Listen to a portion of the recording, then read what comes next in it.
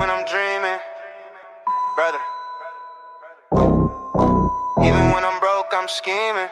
Real talk, no gimmicks. Break bread or fake deal. Yeah. If you love me, show it, that's all I said. Break bread or fake deal. Don't wait till I'm gone just to show respect. Break bread or fake deal. Yeah. I'm tryna make plays, not beg for a check. Break bread or fake deal. For real, for real. If I ever looked out, don't forget that day. I ain't rich, but I move like I'm chosen. Same fit, same dream, still focused.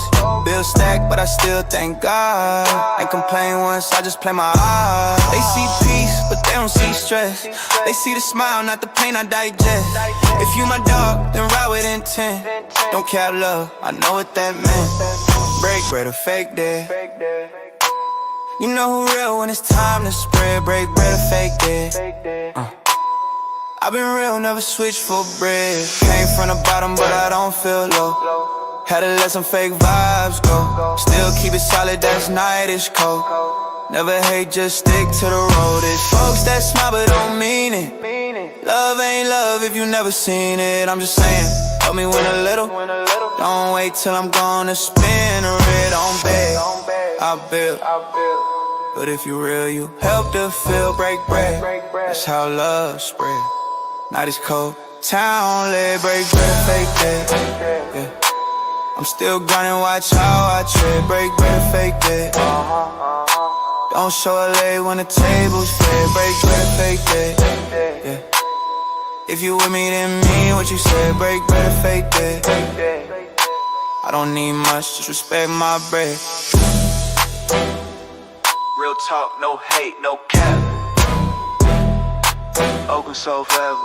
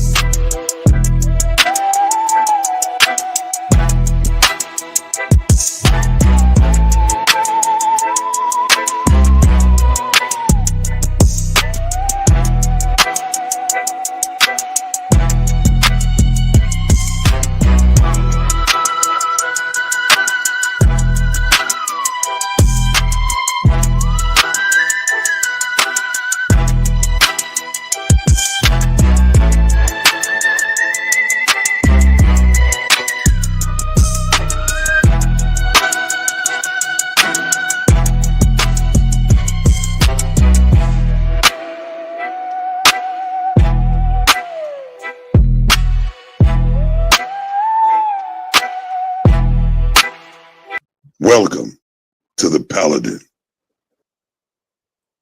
Yeah, welcome to the Paladin, baby. How we doing this late night for me, early morning for y'all? Good morning in some places and good night in some places. Hey, Adrian Nicole. People said somewhere I was a grumpy old man. I don't see that. They keep getting the skin complexion mixed up. You haven't been in the sun in a minute. But when I show actual pictures of myself, they just don't want to accept the pictures. Those pictures are old. Not that old. They're just not that old.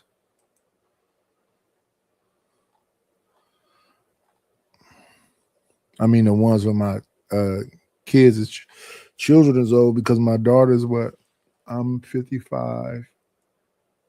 3. So my daughter's 34.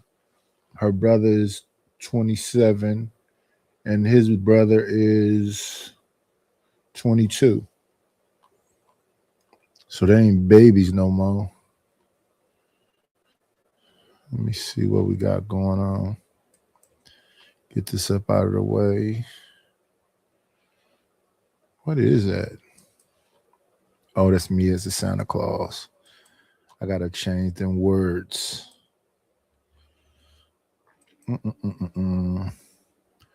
We'll get these pictures. I think I've shown multiple times. Let me see. What's the most recent picture I got? Now, this one is not that long ago because this is with my granddaughter. It's not that long ago. That's 2017. So that's not that long ago.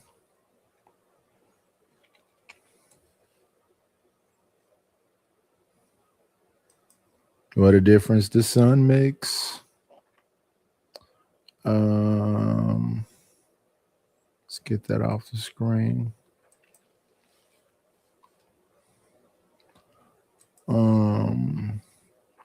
Hey, George Real Online. We're gonna change his background.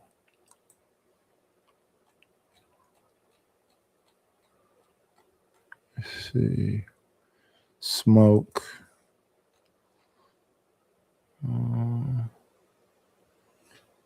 Play a little bit of this while I go find this stuff right quick. So let's play this. Yeah. Red no blue nose. Come on, go season. You already know. Yeah. Red nose, blue nose. Come on, go on your ass. No matter where you go. Yeah, I'm on that path. Shit get lit, that's something only you and I know. If you ask me again, yeah, it's all that. Red nose, blue nose. Come on, go on your ass. No matter where you go. Yeah, I'm on that path. Shit get lit, that's something only you and I know. My partner's finna come on. Partner's finna come on in about 20 minutes. Let's listen to a little bit of their song.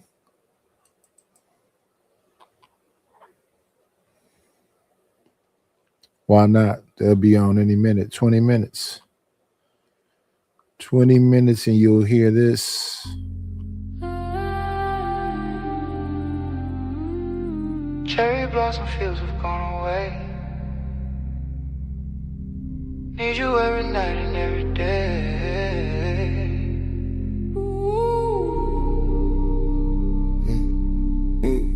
Town blossom fields are gone away. Need you every night and every day. We use high beams, we stay so fresh and damn clean. Get your ass in here, we need that green. If you know what I mean. Camden, east to south. If you know what I'm talking about, it's the Cottage Clubhouse, Cottage Clubhouse figure. Cottage Clubhouse, yeah, the Cottage Clubhouse figure. Cherry blossom fields have gone away. Need you every night and every day. yeah. Predated, chaotic, stereotic. Step inside, it get messy quick. Chaotic vibes, that electric hit. We flip scenes, make memes, turn dreams to big streams. Numbers jumping like a fiend with a quick twitch, yeah. We outside, no fear in the storm. From the south of Camden, we break in the norm. Hardcore threads, we stay clean like a charm. Whole squad, too loud, too wild, too warm. Candy blossom fields are gone away. Need you every night and every day. Sound effects and cool means we the damn thing. Get out the smoke, we use high beams. We stay so fresh and damn clean. Get your ass in here, we need that green. If you know what I mean. Camden meets the south. If you know what I'm talking about. Camden meets the south. If you know what I'm talking about. Camden meets the south. If you know what I'm talking about. Camden meets the south. This the house you hear about, yeah. Step inside, it get messy quick. Chaotic vibes, that electric hit. Oh yeah.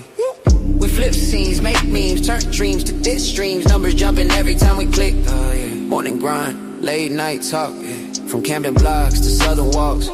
Fog too thick, but the vision right. High beams on, yeah, we cut through night. Hit that light, don't hesitate. Subscribe first, then we elevate. Say the name, say it proud. Whole room shake when we say it loud. Say K, say ah, say tick tick tick, say clubhouse, say K, say ah, say tick tick tick, say clubhouse, yeah. Sound effects and cool memes, we the damn thing. Get out the smoke, we use high beams. We stay so fresh and damn clean. Get your ass in here, we need that green. If you know what I mean. Camden meets the south. This the house, no doubt. Camden meets the south. This the house, no doubt. Camden meets the south. This the house, no doubt. Camden meets the south. This the house, no doubt. Cherry blossom fields have gone away. Need you every night and every day.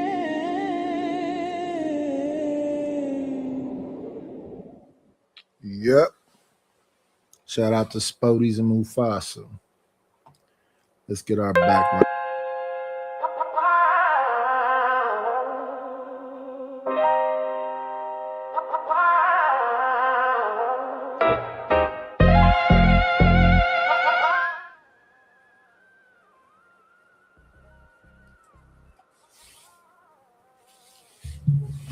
All right.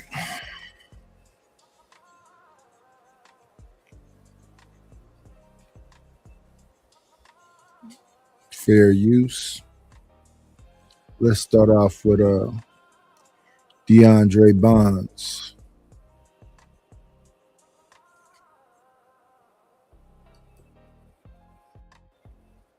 Famous scene, if you know this movie. From the wood up right here. You see it? Say my motherfucking name, homie. Ooh. DeAndre Bonds, man. History right here. We made history right here. Just had to come back and visit. You already know what happened right here. And we filmed the wood right here. About 20, almost 20 years ago, 18 years. Right here. Got out the low rider. They had us along the wall right here. I was like 20, 23. Man, I was 23 when we did the wood, bro. Shit crazy, right? 23. Crazy. 42 now. Man. This is a landmark right here. Shout out to Inglewood, man. All my peoples, man. 19 years ago is when they made the wood. Yeesh. So that was 2006. 2006, I was 36. A lot of these movies I was watching was for like younger people. Because I did watch The Wood when it came out. I was an old man when I saw Superbad. I was an old man. Well, you know, an uncle. When I watched Old School, Tropical Thunder, all of them movies. And even back then with the family, I wasn't like a social butterfly. Everywhere I was going with my wife, or it had something to do with something my kids was doing. Other than that, I was probably working on some kind of wood project or doing a job. But shout out to DeAndre Bonds for his role in the wood. But let's move forward to this stuff that's going on in LA. Some cat named Lucky has a podcast called Hoodstock, where he was asking a Latina lady was she interested in Blueface, and she said something about no, she can't because it goes against her set. And then he said, you know, African Americans, African booty scratchers. And folks felt some kind of way about it. So they decided to, get into this. Let's see. Let's snatch up the clip. Let me see.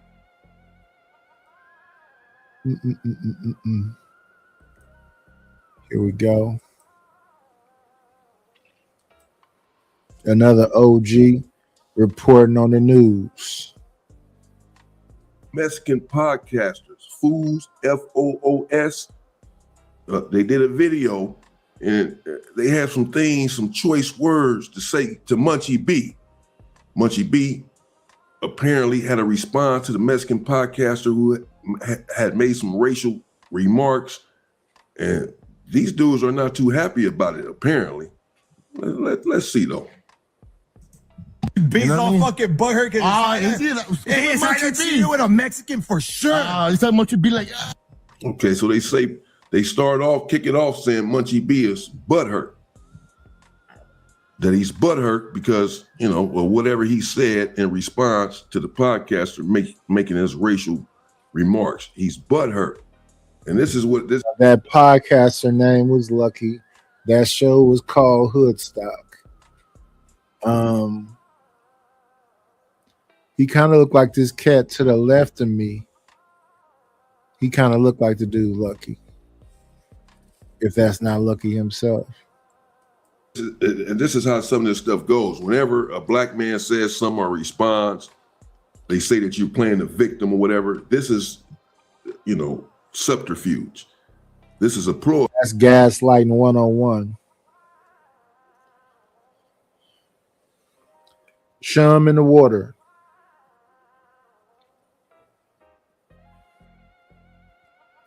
Yep, chum in the water. Like to get black people to stop fighting for themselves and fighting for their rights. That's all it is. I don't know that that's what these individuals, these gentlemen are doing in particular. I don't know them at all. I'll let them speak for themselves. with his little hands like, Munchie B was bad, huh? Let's get continue. Yo, Munchie B, chill, bro. You might fucking clog an artery out here. Yeah, over here. Yeah, he was mad. Yeah. A lot of black people were mad about those statements. And they're making light of it, and they're doing this handicap shit like Munchie B is handicap or whatever. So, but let's continue. Talking about Vargas, fools. That was gay as hell. He doesn't look at Vargas, but he felt something. He says Mexicans have little Vargas. Shit. Yeah. Good morning, Reese. Good morning, Sugar Bum. Good morning, Stanley. Good morning, Barb. Good morning, Joy's Real. Good morning, SD. Yeah, the man who said this, they thought was Mexican, but he's not Mexican. I believe he said he's Armenian. He's the one who used the term African booty scratcher. So he's an Armenian. No, why is he thinking about men like that? I think bro got something against Mexicans. Like, He does. I think he's the I think racist it's safe one. to say Munchie B is the racist one. Straight up, safe to say, because P-Face came, he talked to shit, and he said He apologized and everything, and he still keeps poking at that. Like, fool, what do you want to do, dog? He wants to cause a war. He's not still cause a war. How's he trying to cause a war, bro? So he said P-Face, where the fuck, said what he said. He apologized and he's still poking. He's not poking. He had that one response to it, bro. Before he apologized, Munchie B had a response to it. He's not poking. And just because you apologize, yes, it's good to apologize when you say some things that make a mistake if it's an earnest, genuine apology. But that still doesn't nullify what you did. If I slap the shit out of someone and I say I'm sorry after I slap them, it still does not erase the slap. They still may say, well, I appreciate the apology, but my face still hurts. My face is still swollen. You still slapped me. I appreciate you apologizing for it. I really do. But you being sorry does not negate the swelling in my fucking face, period. Or something. Then he wants us to go up there, dog, and talk that gangster shit. Like, fool. Like, when has it been gangster to get on camera, right? To a pot in the front of the police station. I think even Adam called him out on it. Like, are we potting or are we talking about some gang shit? Because he's talking about some way other shit. Like, fool, we're gonna go and debate and that's it. Yeah. Make it fun and whatever. We could be serious about it, fool, but he's being a J-Cat. Man, I feel like there's some people who they already made up their mind. Like, even if you were to like have some type of a dialogue with him, there's nothing you can say to convince him. You feel me? P-brain, homie. Play the clip, dog. Let's play the clip. Western Lawrence Boulevard, Sepulveda, Lakers in on these tracks. You're saying they're ducking the big bro, what? That's why you hate some prostitute, they still tight. What? Low Mexicans, period. Who the fuck says period? He's a grown-ass man. He's like clocking. So that's the part that they wanted to go to. That's what they started off saying. He said the Mexicans got little dicks. They're upset about that statement, clearly, right? That he wasn't found to stay putting it on the mic. Look, who says period? Who said they're upset about Munchie B saying that they had some little Peters, bro? Email lingo, bro. What? You're a little zesty. The fuck, fool? Hey, what made him say that? Was it the Lucky shit? It was the Blueface thing. Yeah. Oh, okay. So let's break it down. Let's go for it. Okay. Go for it. Put a clip on. What's the clip okay, on? let's do that one. Okay, the Lucky one. What happened with Lucky? All right, Lucky from Hood Dogs. They had a show with, what's her name? Loca? Is it Loca? Mm-hmm. Loca, and he asked her like, hey, you swing that way. You know what I mean? And then she was like, nah, Piro Code 13. That's why he started clowning, like he's a strictly Southsider or strictly Mexican. So, and then he said, well, yeah, I would have been disappointed or something. I don't want to. Let me see. Okay, shout out to Ewayne Hartful. We're on his page. Shout out Ewayne Hartful, man. 2026 Ewayne Hartful's full community. Maybe we don't know. Dog. Okay, let's go. Or you know what? No Jumper has it. Okay, let's go to this. Go to No Jumper. And they have the whole clip where I think he said he will be disappointed. I don't want to twist no one's words and shit. Okay, there you go. Got it. Can we really talk about this Blueface Jenny 6ix9ine situation, please? I think it's necessary. Yeah. I think it's necessary, yeah. So Blueface is just like hot right now. Like anything. Do you think he's a good-looking dude? A black dude? African-American? Booty scratcher? No comment. Oh, see, I don't really. Come on. I don't There's really an answer. I mean, do you swing both ways? No. No? Strictly dickly. No, not okay. Wrong question. Do you like black dudes? No. No? Why not? No. Pino Code 13. Oh! Yeah. So that's the clip that was going around, right? Yeah. None of them people was tripping off her preferences. What they had an issue with was him with the African booty scratcher stuff. That's the only thing they're talking about. Then all these other people chimed in like he should be able to get away with saying that. It's a lot of people vying for the opportunity to use the N-word like it's going out of style. Or African booty scratcher or big lip monkey or any of these slurs. He didn't finish when he said, like, I think I would have been disappointed or something. Oh, shit. Hold on. Like, Can we really talk about... I mean, I don't have nothing against it. Like, I would be disappointed. Yeah, you would be disappointed. But I think when he said African butt scratcher, what did he say? Booty scratchers. Yeah, booty scratcher, something like that. That I can see why the blacks would get offended of that, but I don't think he meant it like a racial thing, you know? Just the context of it just sounds. No, it's a racial thing. It's racist. He meant it. How did he mean it then? What the fuck? How did he mean it? See, they won't hold each other accountable, bro. Period. Don't ask me to hold my people accountable. I don't want to hear the shit. Say what you want to say. No, he meant it. What the fuck? He meant it to be racial. How else do you mean something like that? How else can you make a statement like that in reference to black people? He said he'd be disappointed if she had dated black men. If she was interested in black men, that he'd be disappointed. What did he mean by that? He didn't mean that either. He didn't mean no racial shit by that.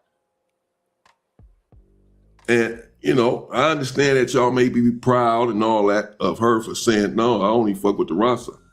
But she probably lying, bro. Chances are she lying. Chances are she can have one of them black things up in her, man. She lying.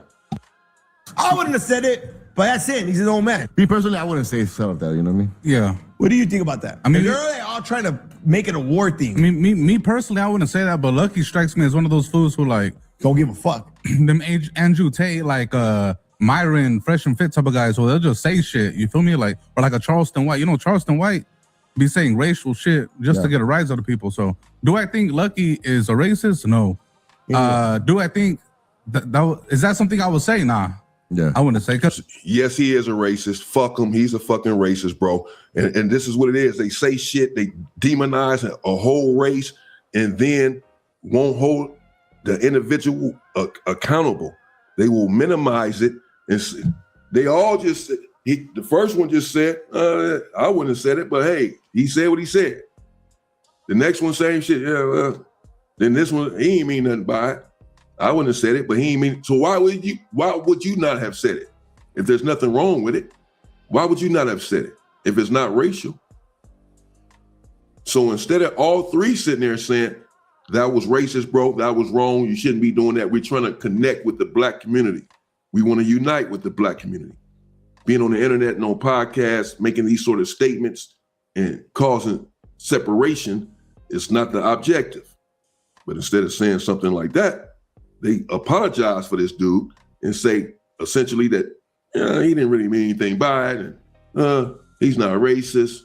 He's like Myron Gaines. Fuck Myron. Myron's a piece of shit. I don't know how any of these motherfuckers still breathing. Yeah, I'm not now. Take that. I still recognize that people may feel some type of way about that too.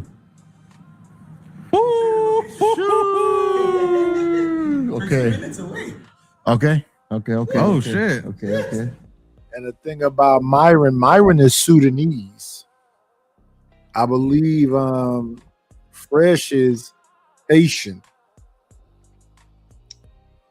So when they say they don't dabble in the dark because they don't mess with black women, and they like to call people the hard ER, they've been caught wearing Klans outfits and you know, white hoods and the whole get down.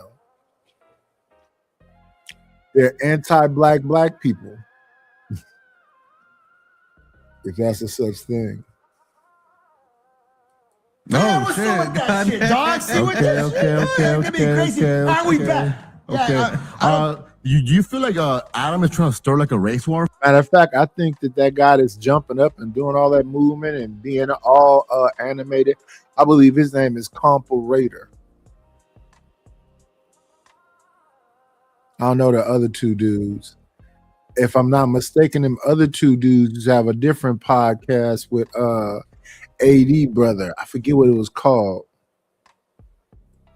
But they've been around for a minute too. Comparator. He used to be on No Jumper with Lush. Nah, he just knows content, bro. You know what I mean? And he's down to sit down and debate. So I see where he's trying to go with it. But Lucky don't play that shit. You know what I mean? And I feel like what Lucky said, we'll say it in front of a black. Like when I think he posted a clip after joking around with a black saying something about like your guys' utensils a tortilla, and then boom, boom. You know, like he's saying like make him Do you feel. think Lucky should apologize? If that's how he feels, hey, that's him, fool, right? That's him, That's right? his platform. That's what he That's wants his to do, you know what I platform. mean? Yeah, that's his platform, and everybody I wouldn't have got said that either. yeah, Yeah, I would. So there you go. The way he They're all saying they wouldn't say it, but it's due platform for him to say whatever he wanted to say. And see, the way accountability works is if y'all formulate as a group that ain't cool, you let him know it ain't cool. You also let it be known that he is not Mexican. Yeah. Shout out to the 20 people in the building. I hope you guys have hit the like button. Sin 7 cents with the situation. And you know, Sin, my guy, Cat at Clubhouse is on. They appreciate your company. Let's be indifferent. So I'm sick of nightish. I'm gonna go where. Oh yeah, you've been missing Spodies too. So yeah, you got Spodies to go over there and hang out with. Shout out to Spodies. Let me see. said it, it was like he was almost indignant. You think he should apologize? Like they're not asking for an apology, are they? Like, not that serious. Like, you think he should apologize? Like, almost said like no in the same breath. Like, you shouldn't apologize, right?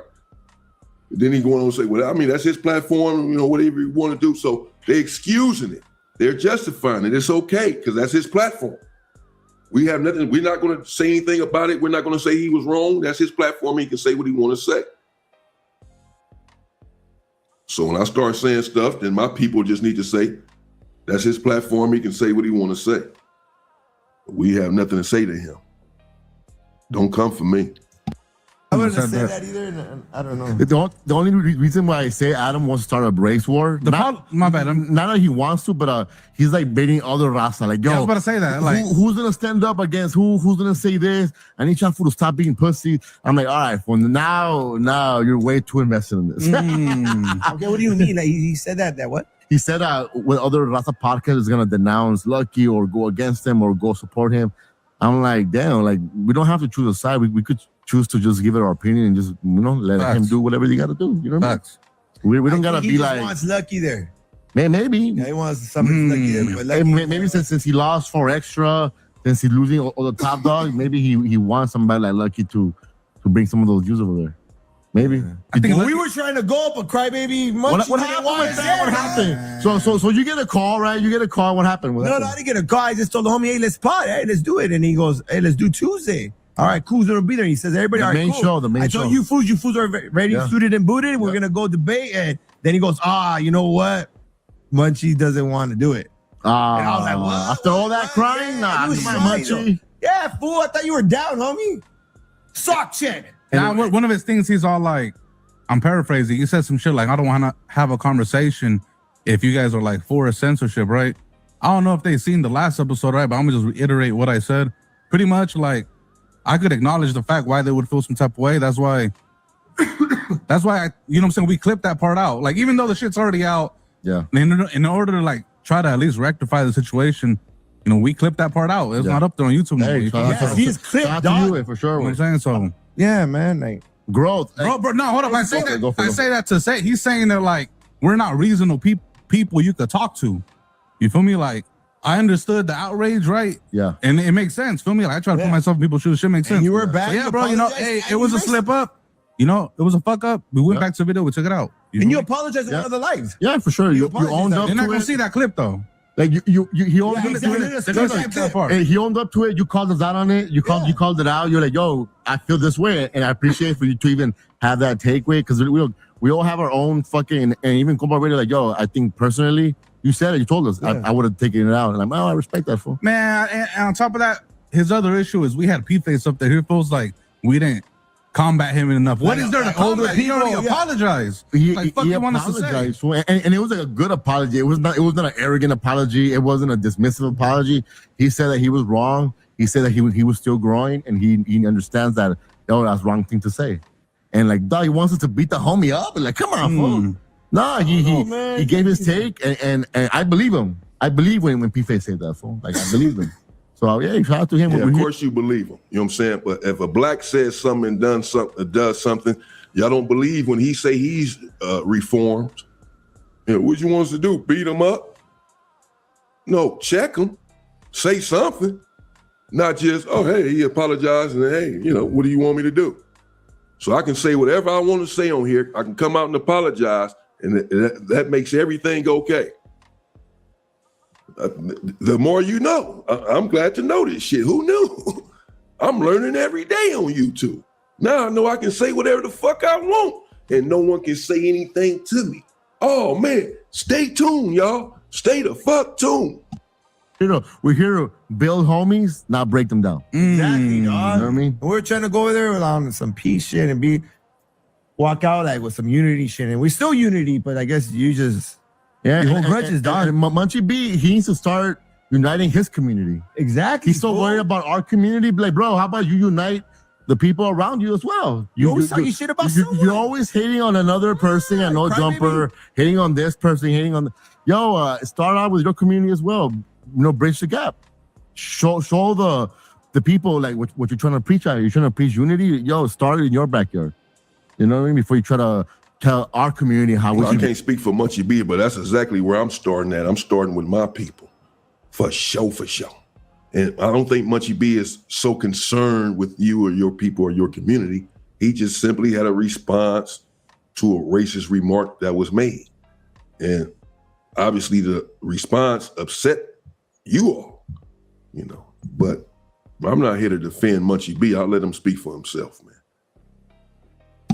The gangster shit off camera. And keep the gangster shit in the motherfucking streets, fool. Busted or what? You know what I mean? Keep that shit in the streets, fool. Fuck all of that. Yeah, dog. Like, where's your big homies at? Like, whoa, dog. What are you talking about? All that shit's weird shit. You know, like don't put us in that fucking street podcast. You feel like he gotta go that route because he can't actually have an actual conversation with you on some podcast shit? Yeah, exactly. He So says, bro I'm gotta bring them drunk, some gang shit. And then he goes, Security. Raider might as well don't bang, fool. I'm 40 years old. Of course I don't bang, dog.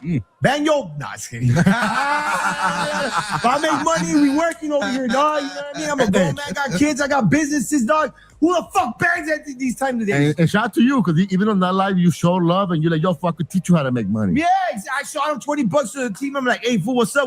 Because I'm not about all that. What are you trying to act all tough on camera and then someone gets busted? Yeah. Like, what are you doing, fool? And then plus, like, you're already retired. Everybody's retired around here, right? Yeah. Don't gangbangs. The fuck? You really like 50 years old banging, dog? I'm not old, but I'm seasoned. But I'm seasoned. And like, look, we're on to spread love, no hate, stop the racist shit. Like, this platform is about unity, and we want to elevate our people and everybody that fucks with us. You know what I mean? And we're not trying to do all that dumb shit. And it's okay. We don't have to sit down with you, dog. You know what I mean? We tried. You said no. Now you're down. And it's like, and I see how you want to bring up some gangster shit, all that shit. Like, we don't do that on camera. Like, come on, dog. We grown, dog. The only weirdos are gonna get up on the camera and talk about street shit. Yeah, like, come on. Fuck, well, that's now I kind of see what P-Face was saying. Yeah, like go to that whack ass show over there in the middle of nowhere with some whack ass shit. Like go to those low budget podcasts, fool. Yeah, do all that shit. We're trying to speak some LA shit, some brown shit, some black hip hop shit. I'm saying, like, music shit. Have real conversations, not just dick. Grown man conversations, yeah. Dick sizes and shit. Like, the fuck? Whoa, what Munchie B, what's up with you, dog? Well, I'm willing to have a conversation with you all, just for the record. I'm willing to have a conversation with you all at some point. At first, my objective would be to clean up my own community and to unite Black people, because we can't unite with anyone until we are all united. But once that is established, and it will be at some juncture, then, you know, we can sit down and come to the table and work out some past issues between the two races and try to unite in earnest if the individuals are serious about doing so. Ooh, that sounds dumb as fuck. Damn, dog.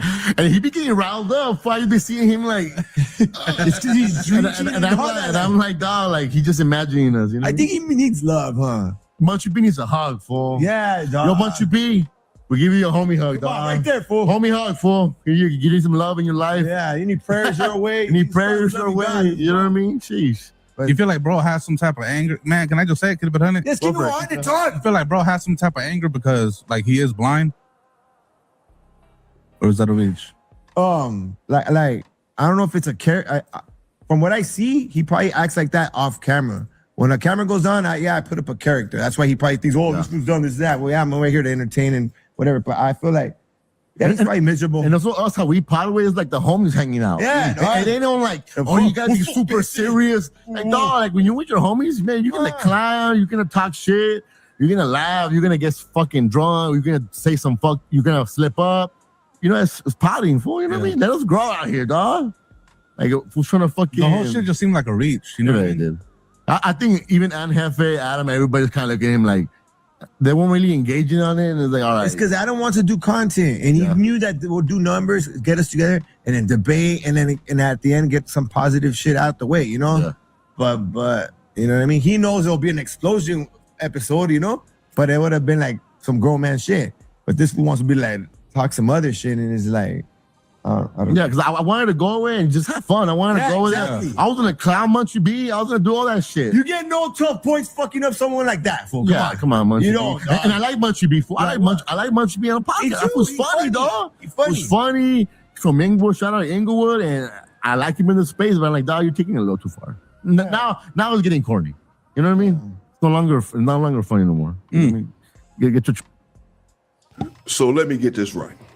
Y'all like Munchie B. All y'all like Munchie B.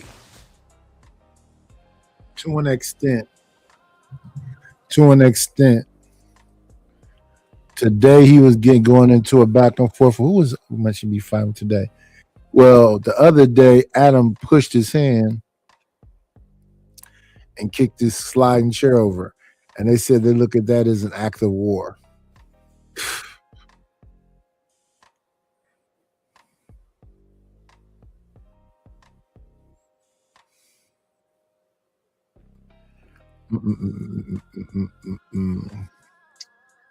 Who we got over here?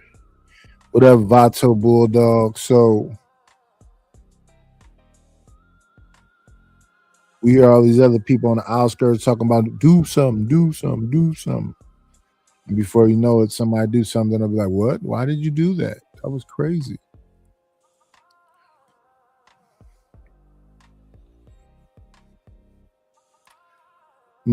Before this response, before he simply had a reaction to being offended by someone, by your people, and now that he's responded to your people, now you don't like him no more. Now I ain't fucking. Now he's angry. He's angry because he's blind. Y'all wasn't saying none of this stuff about the man before.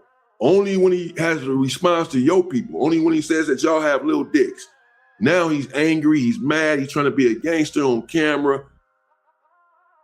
Y'all got all of that from his response?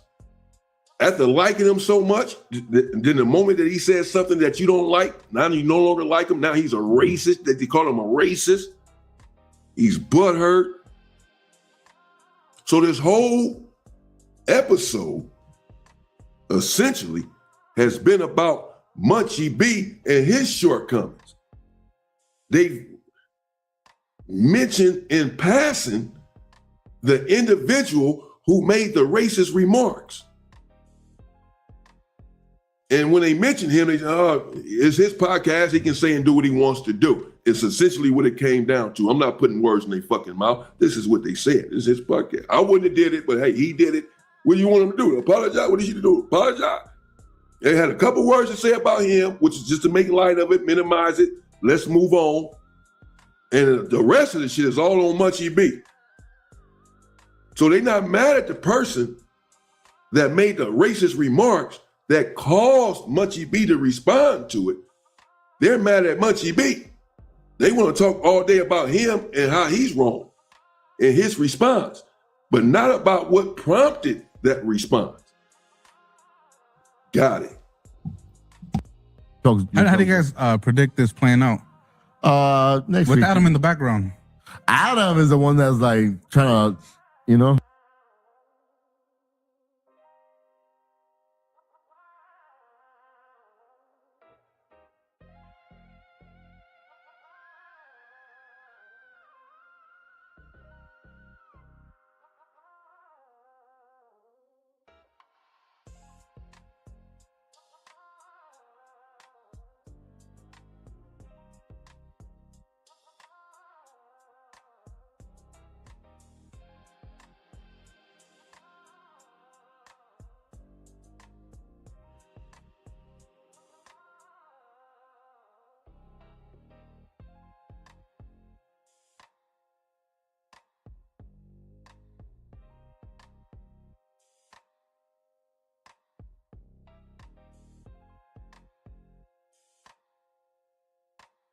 but No, Adam knows content. I think like a week from now, nobody gives a fuck again. Adam knows content. Yeah, exactly. Adam is just gonna like monetize people crashing out with people that are gonna go out there and do the shit. Hey, fuck it. Did Munchie B have a? All right, man, that was it. That's what they had to say. It just went off suddenly. So that again, shout out to the Fools Podcast, man. That's the Fools Podcast. I have nothing against these individuals. Muted when I was talking. Anyway, I'm still here. Yeah, Munchie B is a blind man. He works at No Jumper. He's like in his late 30s, early 40s, probably something like that. The guy, I believe his name is Lucky from the, what's his podcast called? Hood Star, that was talking to Jenny 6ix9ine about her preferences. They felt somewhere about that. Then a whole bunch of other different people started coming out the woodwork. So that's what they talking about right here. I think that's the end of what he has to say about it. So we're gonna move on forward. Move forward.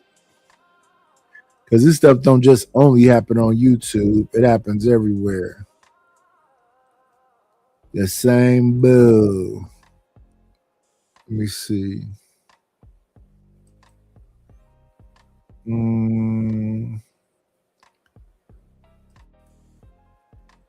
We want YouTube. Where is it at? Here we go. There we go.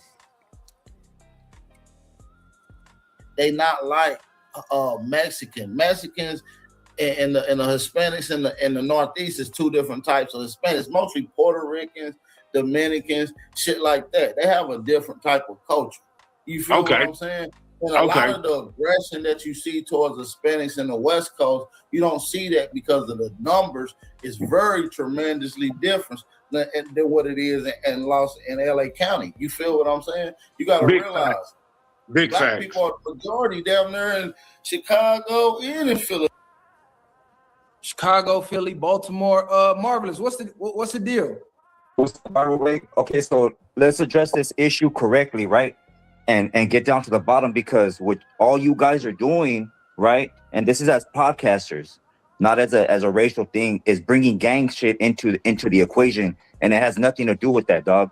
First of all, the dude that made that statement isn't Mexicano. So for you guys to bring up Mexicans or Hispanics or Latino as a whole, as in a racial divide, that's false. You should not do that, but address that man as a man and let him deal. Go ahead. Is he a Southsider? That doesn't matter. That's where you're bringing it into gang equations. Nah, I'm gonna tell you why it matters. Because if he a Southsider, the Southsider program is notoriously anti-black. That's why when he asked, no, listen, bro. Go ahead. When he asked the female, do you like black men? Do you date black men? She said no. He said, why? She said it's against the program. What's the program she talking about? That's their fault. That's anti. And that's their fault. That's their fault and their ideology on what they think it is. But the real thing is there's a program and business, right? We all know about politics, and which I'm not going to get into about. That has to do with politics, homie, not the street or podcasting as an individual. That has nothing to do with it, dog. So whether he's a Southsider or not, and whether people want to back his play as a Southsider, you're calling out a whole car, homie. That's what you're doing. You know, if you say something, let me say one more thing, homie. If you say something disrespectful about me or whatever, I'm not gonna go diss all the blacks and say, hey, every black person is that way, because they're not. I got a lot of black homies from different hoods that show nothing but love and respect. They handle themselves cordially, and you know how to conduct. You've been to prison, homie. You know how to conduct yourself with respect. You look a man in his eyes and you deal with that man accordingly. Not as a whole car out here. This isn't the prison out here, homie.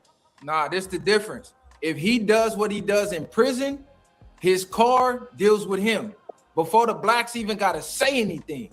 So if you want to keep it respectful in that terms, that needs to go on the streets too, because he's representing your whole faction when you on this internet. The same way I get on the internet, I'm from a neighborhood too.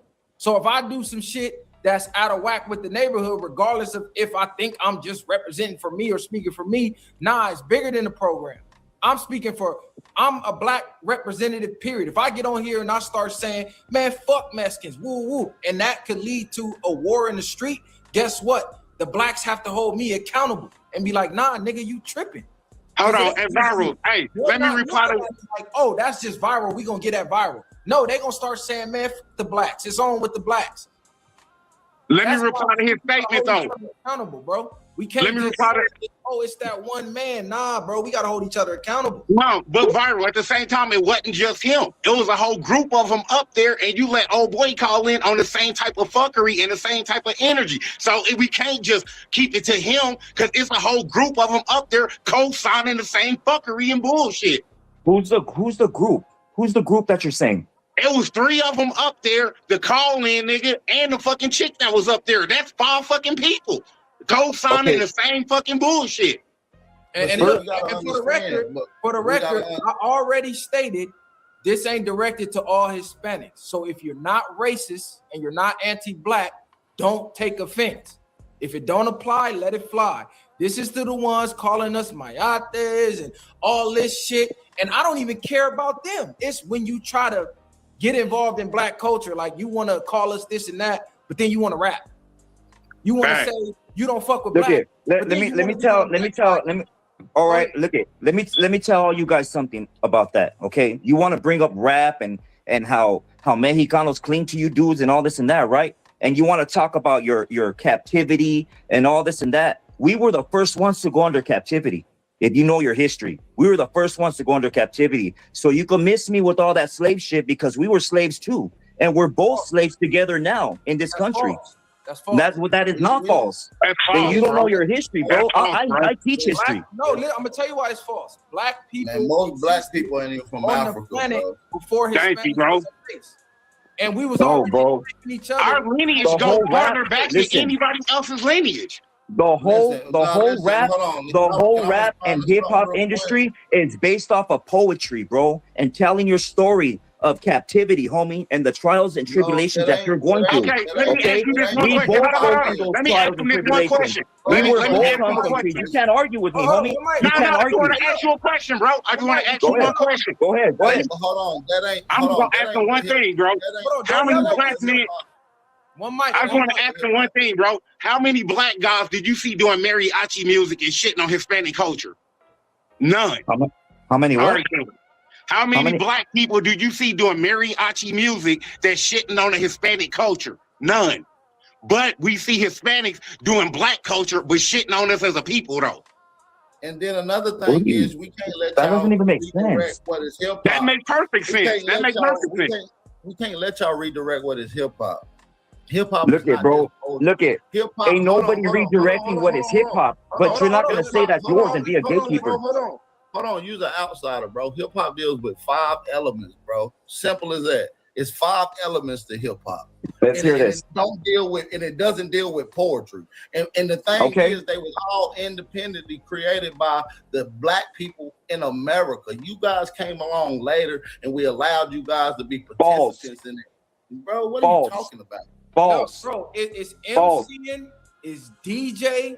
It was breakdancing, it was graffiti, and it was knowledge of self. You know what? Let me explain something. Okay, go ahead. It wasn't about captivity. We started a culture in the inner city, the Bronx, New York, to be exact. Yeah, there was some people of like Jamaican descent, but they had Black American influence because that's where they were raised. The Jamaicans even copied the Black Americans, like started telling our stories. We started telling our stories via rap. It caught fire. It went worldwide. Every culture is now a part of it, but don't get it misconstrued. That is still Black culture that they're a part of. We can't change the history. Look it. Let me explain something, because you just said what I said right now. They were telling the story, right? Through dance, music, and song, right? Yeah, but it was the Black American experience. This wasn't. What is black? Is Puerto Rican black? Is Colombian black? Is Cubano black? They have black in their history. Listen, Yeah. y'all was telling y'all. Man, stories you're too so many, you're so caught up on the word black. That's what keeps you. That's what keeps you in your little box. You're so caught up on that word. Keep it G. I'm not caught up on the word. What I'm caught up on is anything that we create. No one wants to give us the utmost credit for it. It's like, yeah, y'all. Let me like it. Let me tell you something though. This is what you're not. This is what you're not understanding, bro. Anything that Viral. y'all create, we give y'all the credit. Like Viral. Check it out. Check it out, Viral. Check it out. Let me say this one thing because I gotta start my show. But let me say one thing, bro. Let me say one thing. This isn't something that you started. This is both of our stories of captivity that we're expressing through music and dance. So you can't go claim the fame as a single segment group, bro. You can't do that. It's not both of our stories. Bro, this is something we not in created. captivity, And bro. You need to study, bro. You need to study history. Bro, you can't tell me to study my history. Majority of us didn't come over here on no What do you mean study your history? I actually teach your history. What are you talking about? That's cool, but you can't tell me about my history more than me. The fact that you're You can saying tell us this about is your both of our Asian stories, history. Why you don't talk about your Asian history that you got? And what do you? You're coming out with some nonsense, homie. Where did you get Asian from? Where did you get that from? You know Where did you get that from? He don't know nothing about his lineage, bro. He don't know nothing about the lineage talk, bro. No, you don't know anything about the lineage talk, homie. You should watch my show, homie. You should watch my podcast so you can learn something about your culture. Because what you're dealing with right now, wait up, what you're dealing with right now is a trend, homie. You're stuck in a trend, in a gang mentality, homie. This has nothing to do with gangs. This has nothing to do with gangs, homie. Make that shit make sense. I'm gonna learn something about a black culture from Hispanic. Make that make sense, bro. Make that shit make sense. I'll make a whole lot of sense with it. Come on, bro. That shit don't even You're in your sound correct. feelings right now, and you're emotional. That's what it is. I'm You're speaking facts, bro. emotional, and you don't know how to deal with it. Tell a black man You about don't know how to black deal culture. with it.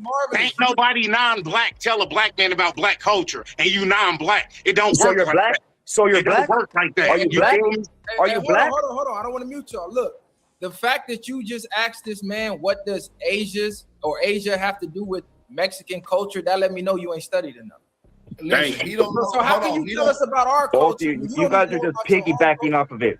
Asian has nothing to do with our culture. The Barren Straits got nothing to do with our culture. Go look at So where you y'all talk, hold on, you talking about the burn? Hold on, you talking about the burn straight? And talking about man, you guys are mixed up, man. You guys are mixed up. Ancestors of We the talking about the Mexicans, they Pacific migrated slave trade from Asians being enslaved in colonial Mexico. Do you not know about the treaty? Okay, of Condado, listen.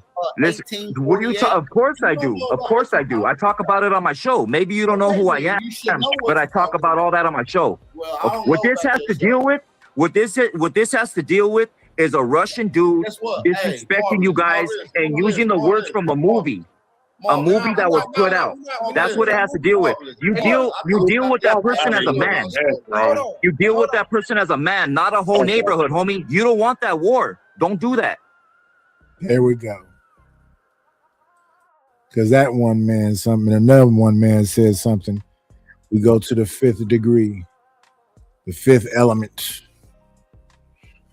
What you said, he said, she said, and what it's gonna be.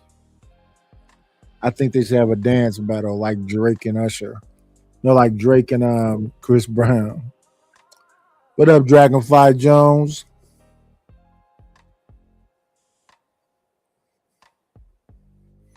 This is the West Coast, so they're not Latin Kings.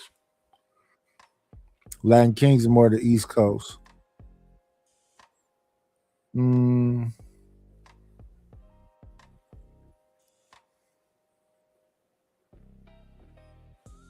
No, why would I lie to you, Sin 7 Sin?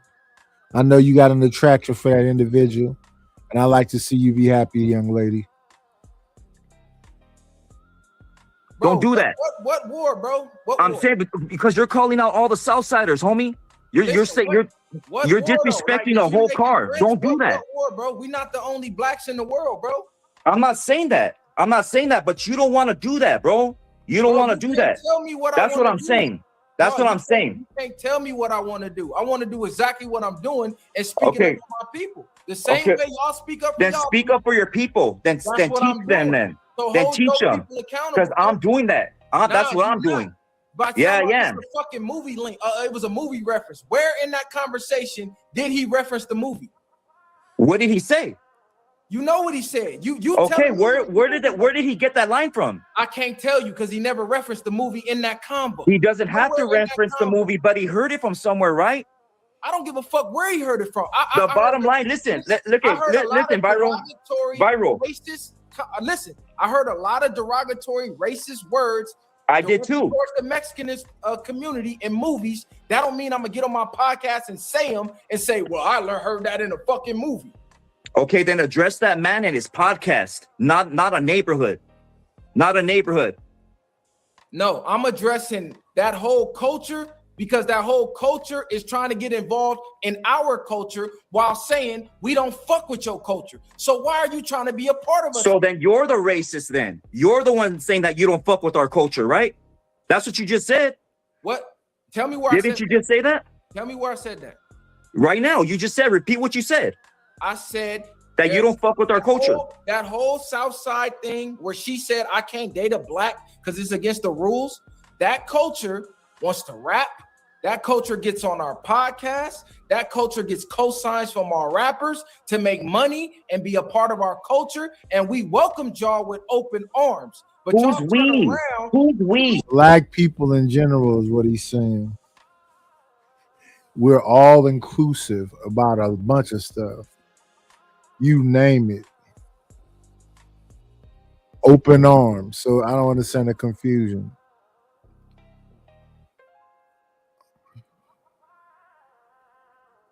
The dude that made this comment, I don't think he make music. He just got a podcast.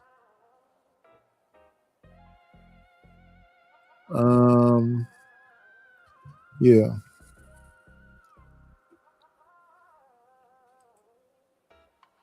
Who we? Anybody? Who's we, black, homie? anybody You're not the black one making a deal. You're not the one signing. You're not a producer. Who are I you? don't give a fuck. If you black, I'm black. So it's a part of my You're image. not even black. So what are you talking about? Why don't you learn the definition of the word that you're using? Fool, you're brown. I know the word. I already said it earlier in the show. Yeah, it means dead and not a human and all that. Okay, look it. That's all I'm gonna say, homie. Don't drag gang shit into it. If she said that statement, then that's what she said. And if that Russian dude said that statement, then hold that man accountable, fool. Don't bring gang shit or politics into it. That's all I'm gonna say, dog. That's all I'm gonna say. That's what you do. You're gonna get a lot of youngsters hurt that watch you, bro. That's what you're gonna do. I'm not gonna. Yeah, you are. Yeah, you are, because people are gonna try to make a point out of your emotions. That's why. Ain't that what I just said? Yeah, look, he running now. Exactly. This why you can't have a conversation with them. The true feelings come out every single time. Every single time. Shout out to Shorty from Hemet for the donation. You said I'm a Southsider, fools a Chomo certified, arguing with a no good. See, I don't even know y'all politics. I don't even really know who bro is. Dude hit me up on Instagram. So if he no good, y'all got him up here talking for y'all. Nigga gonna tell me what the fuck I can speak on. Man, I'm gonna speak on whatever the fuck I want to speak on. Ain't no man breathing, walking this earth gonna tell me what the fuck I can and can't say out my mouth. Nigga, you can keep them threats. They ain't stopped making guns when they started making yours. Nigga, get the fuck up out of here with that shit. Bottom line is, they don't like when the truth come out. Didn't I tell y'all? No one is hated more than he who speaks the truth. He tried to flip it and say, I'm racist by saying I don't fuck with your part of your race that is racist to mine. How is that racist? How do that make sense to anybody? I said, we welcomed y'all with open arms, only for y'all to turn around and start disrespecting us after we welcomed y'all. Oh, you racist, homie. What about the motherfucking racist shit coming out of your mouth? You sitting here telling 3 black men, I teach your history. I can tell you about you more than you, and he don't even know his own fucking history. Talking about what do Asia got to do with, like what? And this, y'all see the shit live on display. Oh, you bringing gang shit into it. I'm bringing it into it, or she brought it into it. When she said, I can't date a black man because of the rules of my game. So was that me bringing gang shit into it, or did she bring gang shit into the conversation? If you don't like gang shit being talked about, tell your people don't get on their platforms and talk about it. Don't come over here trying to check me. I ain't no Southsider. Nigga, you don't tell me what the fuck to do. Go holler at your people, bro. You don't call no shots to the black race at all. Same way in prison, your shot callers don't tell us what to do. You ain't finna tell me what to do in the free world on the free internet. Nigga, keep on knock it off. All that fake trying to bully shit. Oh yeah, you gonna get a lot of people. Well, start get the hurting in, nigga. I'm saying, because there's gonna be people hurt on both sides.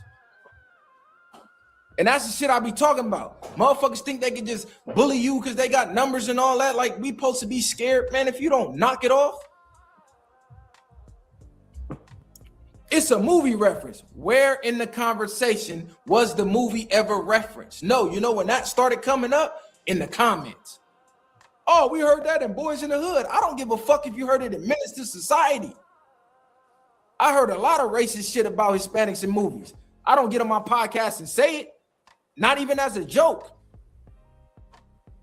Nigga came on here to send a threat. Man, if you don't get the fuck up out of here, bro.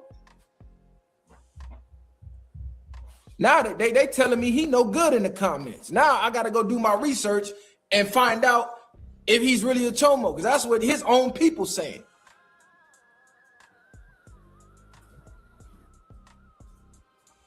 These niggas is crazy. Y'all got us fucked up though.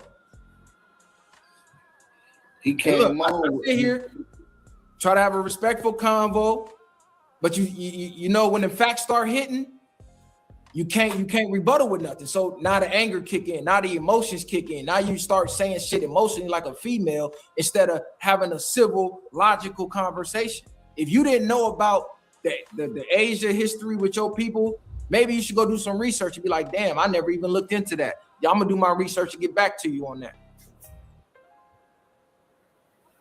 Yeah, he looked at me like, what they got to do with it? Man, you don't even know your own damn history. I don't like when people flee their own homeland, didn't fight their own government to build and do all they shit there, but gonna come here and try to fight us and our shit that we built. I just don't like that shit. Right, nigga, you the fuck you gonna tell me we can't speak up for ourselves? Nigga, if you don't get the fuck up out of here with that, fuck is wrong with niggas?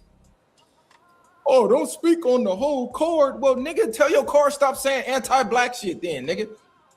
Yeah, because when it become anti-black now, you speaking on a whole race at that particular right, time. you talking about a game. Fuck the whole card. You speaking on a race, nigga. Fuck a black, fuck a Crip, a Blood, a GD, a B. You speaking on the black race itself. You talking about a game. Nigga, if you that was what Munchie B point, just to get back to the topic a little bit, that was his whole point, even bringing it up about the P-face dude in the whole situation, because it's disrespecting the whole race. It's not about no banging shit. And that's what I say is when you get into it with them, it goes from some gang shit and it goes to some race shit. It never stays with the gang shit. It always goes to some race shit. Well, that's why I was trying to explain earlier. A lot of that race shit, a lot of their gangs is from their culture. It's cultural gangs. You see what I'm saying? And their culture has anti-blackness inside of it. So no matter if they're cool with you, cordial with you, it's racist shit that's just gonna happen. It's gonna pop out. It's gonna be said. It's gonna be done. All that I'm cool with you, we black and brown. They don't want, man. I know these people, bro. I done been around all types of people. This the thing, bro. You go to New Orleans, you don't have this problem. You go to St. Louis, you don't have this problem. You go to Philly, you don't have this problem. You don't even see Mexicans in Philly. You go to Detroit, you go to anywhere that's majority black, you don't have this problem. You don't get these threats. You don't get none of that. It's like, bro, that's coward shit to me. That's not real. Oh, you don't want this war. Why? Because y'all 40% and y'all know we 7? Nigga, that make you tough? Like, come on, bro. Knock it off. Yeah, that's how they always did. Play with the number game. That's always been the name of that shit. The numbers game. These niggas is crazy, bro. Shout out to the ones that's riding with us. Because I felt like he came on trying to dictate how you need to be speaking against your people. Like, that's weird, bro. Like, bro, that's what I'm saying. Motherfuckers think that they could run us the way they run their program. Like, yeah, this is how you need to know, nigga. I need to do things the way I see fit. You go do what you see fit with your people over there. Don't come over here telling me what I need to say and how I need to say it, nigga. I'm not no Southsider, nigga. I don't take orders from you. The fuck wrong with you? Making little passive aggressive ass threats like, oh, you ain't gonna want to do this now. You don't want to do that. Man, sit your old weird ass down. You Asian slave. You don't even know who the hell you is. These motherfuckers is crazy, bro. And it's like all over what your people said. Like that's the whole synopsis of this whole conversation. This starts off of what your people said. We didn't just turn on the camera and start talking about these topics. Your people jumped out their body and said this shit. Now all of a sudden you don't want to claim them as your people. But just a week ago, he was your people. Oh, he trying to make it seem like it was one person. He trying to make it seem like it was one person. And like Reckless said, it was 5 people on that damn podcast all together with the phone call and all that was all in set and pro sale. You feel what I'm saying? They all with the shit. That's the normal conversation with them. Bro, Mayate, African booty church. Bro. And it's like, y'all crazy.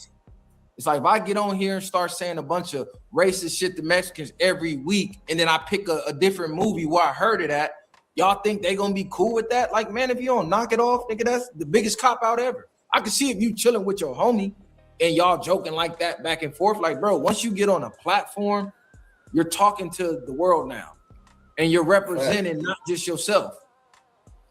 And shout out to Flacco, big ass. I was gonna get on his ass too, because he was up here just capping too.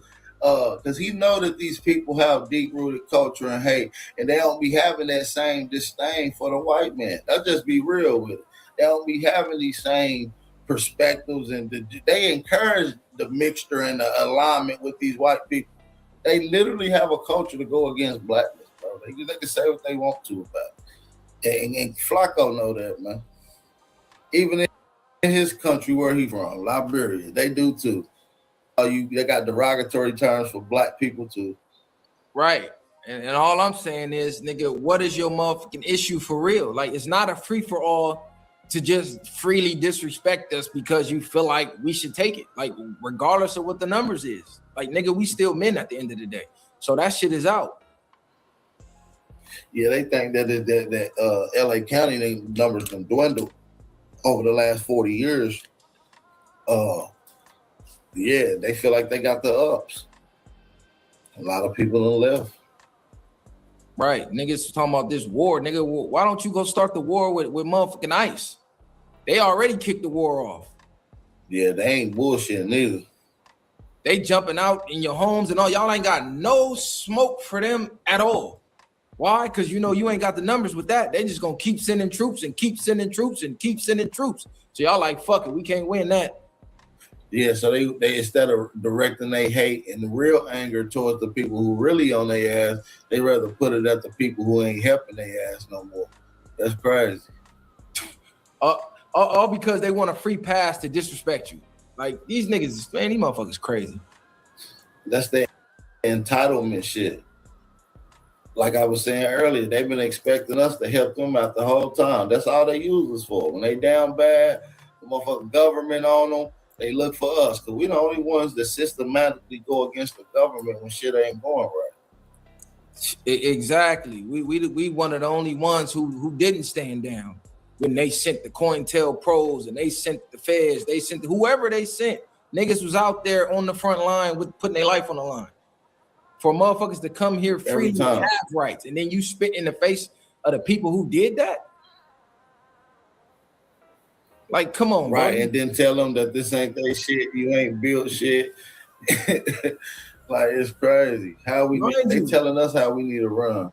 All this started because they said some racist shit. Like, you got to keep that in mind. Motherfuckers coming on here playing victim like we the ones saying the racist shit. All this shit started because of what they said. It ain't like niggas was saying it and niggas was being crazy, derogatory, and disrespectful. Like, no, they said some shit. Niggas pointed a light on it and they don't like that. Nah, that's a fact. Nah, we ain't said shit about these people. We ain't said nothing racist to these people yet. I ain't saying nothing racist, at least. You know what I'm saying? I ain't called them out of no derogatory terms, which I could have used. You feel what I'm saying? At any given time in this conversation. You feel what I'm saying? But nah, it ain't even about that. But they know what they be doing, man. Like, they got a deep-rooted hatred for our people. We don't got that in our culture. We don't got no cultural aspects that just hate Hispanics and shit. We don't got nothing like that. Bro, we don't got no culture that hate no other race because we don't even think about no other race till they come fucking with us. We be in our own world creating our own culture. That's the thing. Motherfuckers want to be a part of everything we create and we let people. The problem is they get comfortable and start thinking they can tell us about our own culture. Like something as simple as hip hop. Oh yeah, that's both of ours. Like what the fuck you mean, bro? Yeah, that's cap. These niggas is crazy. And words have meaning, bro. Words have meaning. You talking about, yeah, words have hip hop is vibrations. about poetry. He started lying and shit. Nigga, hip hop ain't about no motherfucking poetry, nigga. Shut up. But yeah, shout out to the chat, man. Y'all hit the like button. Y'all seen how this shit go in real time. Y'all see who get emotional and who don't. Y'all see who talking facts and who not. Y'all see who's speaking with logic and who's not. It ain't no different than the government trying to censor the people. When you start speaking the truth, they don't want you to speak.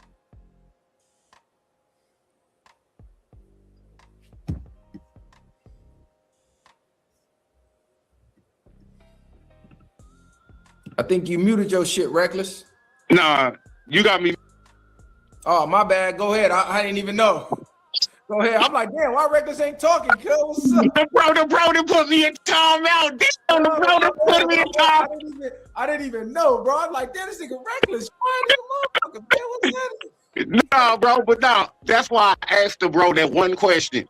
How many black men do you see doing mariachi music that's shitting on the Hispanic culture?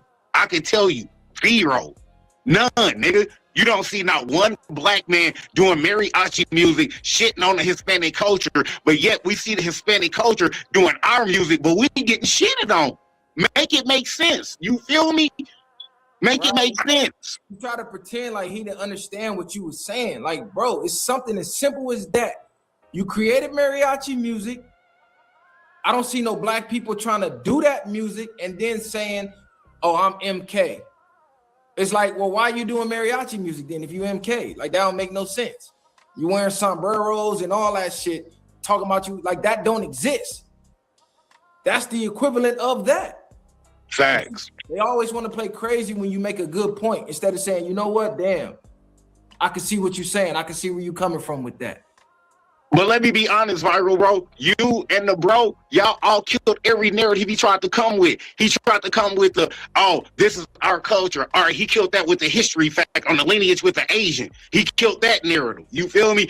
Then it's, oh, directed towards him. Nigga, I killed that narrative. I killed that one with the, it's 5 people up there. It's a group of them. So why we directed towards one person when it's a group of people up there? I already killed that narrative. Every narrative he tried to come with, niggas killed that shit. So now let me jump up off the panel because I ain't got no more narratives to come up with. Exactly, bro, because you sound stupid when you telling us as black people, oh, I can tell you more about your culture than you could tell about your own culture. That's disrespectful in itself. What? What did you just say? Did you just say basically, nigga, I know more about black people than black people know about themselves? That's basically what you just told me. That's disrespectful in itself. Motherfuckers, and that's how accepting we've been that they feel comfortable. I'm even gonna say he felt comfortable enough to come tell 3 black men on a panel that he don't know nothing about, that he knows more about black history than us. And he didn't even know his own history. Talking about they was the first people captive. Like, what are you talking about? You know how long we've been on this planet? Y'all wasn't around when them pyramids was built and shit. Y'all didn't even exist. We're painted inside the pyramids, bro. It was slavery going on back then. Man, I hope he's not teaching American history, bro. I hope he's not teaching American history, bro. For real. I pray to God nobody's listening to what the fuck he's teaching. He is all the way out of whack, bro. He didn't come to have no conversation, just like Taco Man yesterday, and his name was actually Taco Man. So don't say, oh, Viral being racist calling us tacos. No, his name was Taco Man. He came to troll. I have not seen one person come with any intelligence to the conversation. Except for Kenny. No, Kenny pulled up, you know what I'm saying? Yeah, Kenny, shout out to Kenny. And they say Kenny's not real Hispanic. Right. You feel me? He got to get watered down because he got a different view and opinion that supports the culture. So since he supports the culture and what we dealing with, now he get watered down as a man, as a Hispanic, because he's riding with the black folk. Right. And this is the crazy part. The number one thing they let us say, oh, the blacks cry so much. The blacks cry. Yet they're in the comments crying 24/7. They're making fake pages crying 24/7. They doing the most crying. I'm putting the link up for anybody to come, and whoever want to dispute, bring your facts or whatever, we can have a conversation about it. Because that's the only way to get resolution. Even if you go to war, the war stops with a conversation. Somebody got to wave a white flag and say, hey, man, we good. Let's talk now. So it start with a convo and it end with a convo. This is why when people say, oh, why are you talking for? It's like, y'all don't even understand how the world works. Conversation rules the nation. Everything is started and ended with convo, with words. Words have power. Do you know what a vibration is? Do you know what a frequency is? Your words carry that. Why do you think music is so powerful? If words didn't mean nothing, the powers to be would not have censorship on their side. They wouldn't use censorship. They wouldn't censor certain people. They would just let everybody say whatever they wanted on their platform. They would let everybody say whatever they want in their music. But they know the power of words. That's why they use censorship.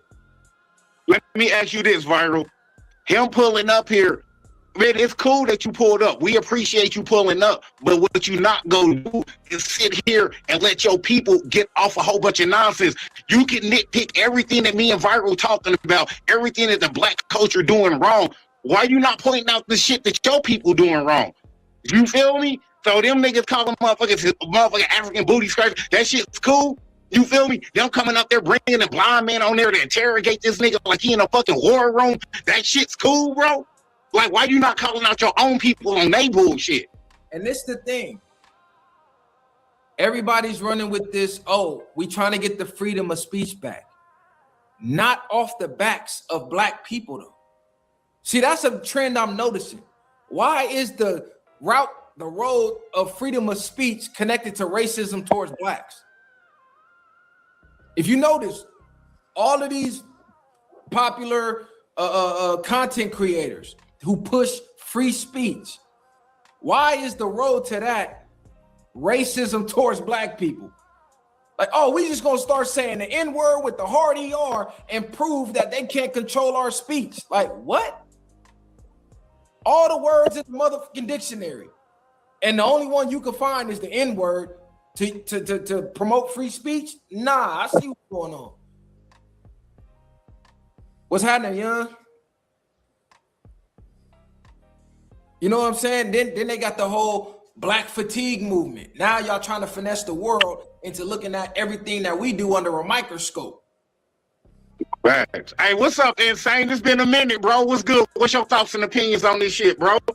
Oh, man, y'all know how I see it, bro. I'm from Long Beach, homie, so I already know the deal. I just came over here to support the homie and tell the homie keep doing what he doing, man. You know what I'm saying? Keep shining light on their hypocrisy. But, you know, the crazy part about it is this is what I see is kind of fucked up. I mean, kind of messed up. You know, they cater to the white people and they want them to love them.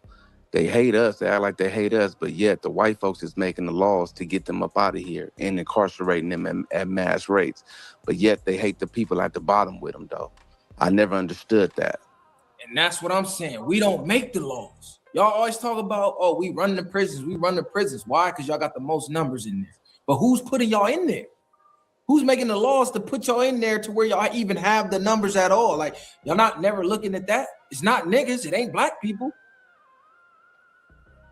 Right, but they you know that they choose to overlook that because they want to be put in the status quo with them. I seen that a lot with the Somalians, all these other people that come over here. They all group up and try to go against Black Americans, but yet the same people are making laws to get you guys out of here, to incarcerate you guys, to keep you guys broke. You know, a couple of y'all might get some money here or there, but the mass majority of All right, my nigga lost. He lost. Yeah. He came over here to send a soft threat, bro. Like, man, if you don't cut it out, man. Oh, Indirect one. They got 90 people talking about it. An indirect one.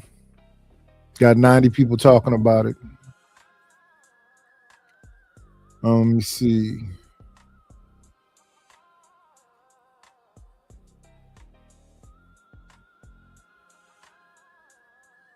We are looking at people responding to a guy named Lucky from a show called Hood Stars, where he asked this girl that they call Jenny 6ix9ine, well, how does she feel about Blueface? Because Blueface is everywhere.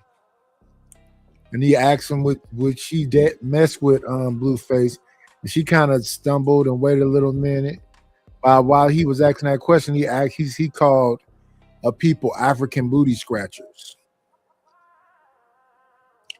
And then it had all this fallout that you're looking at right now.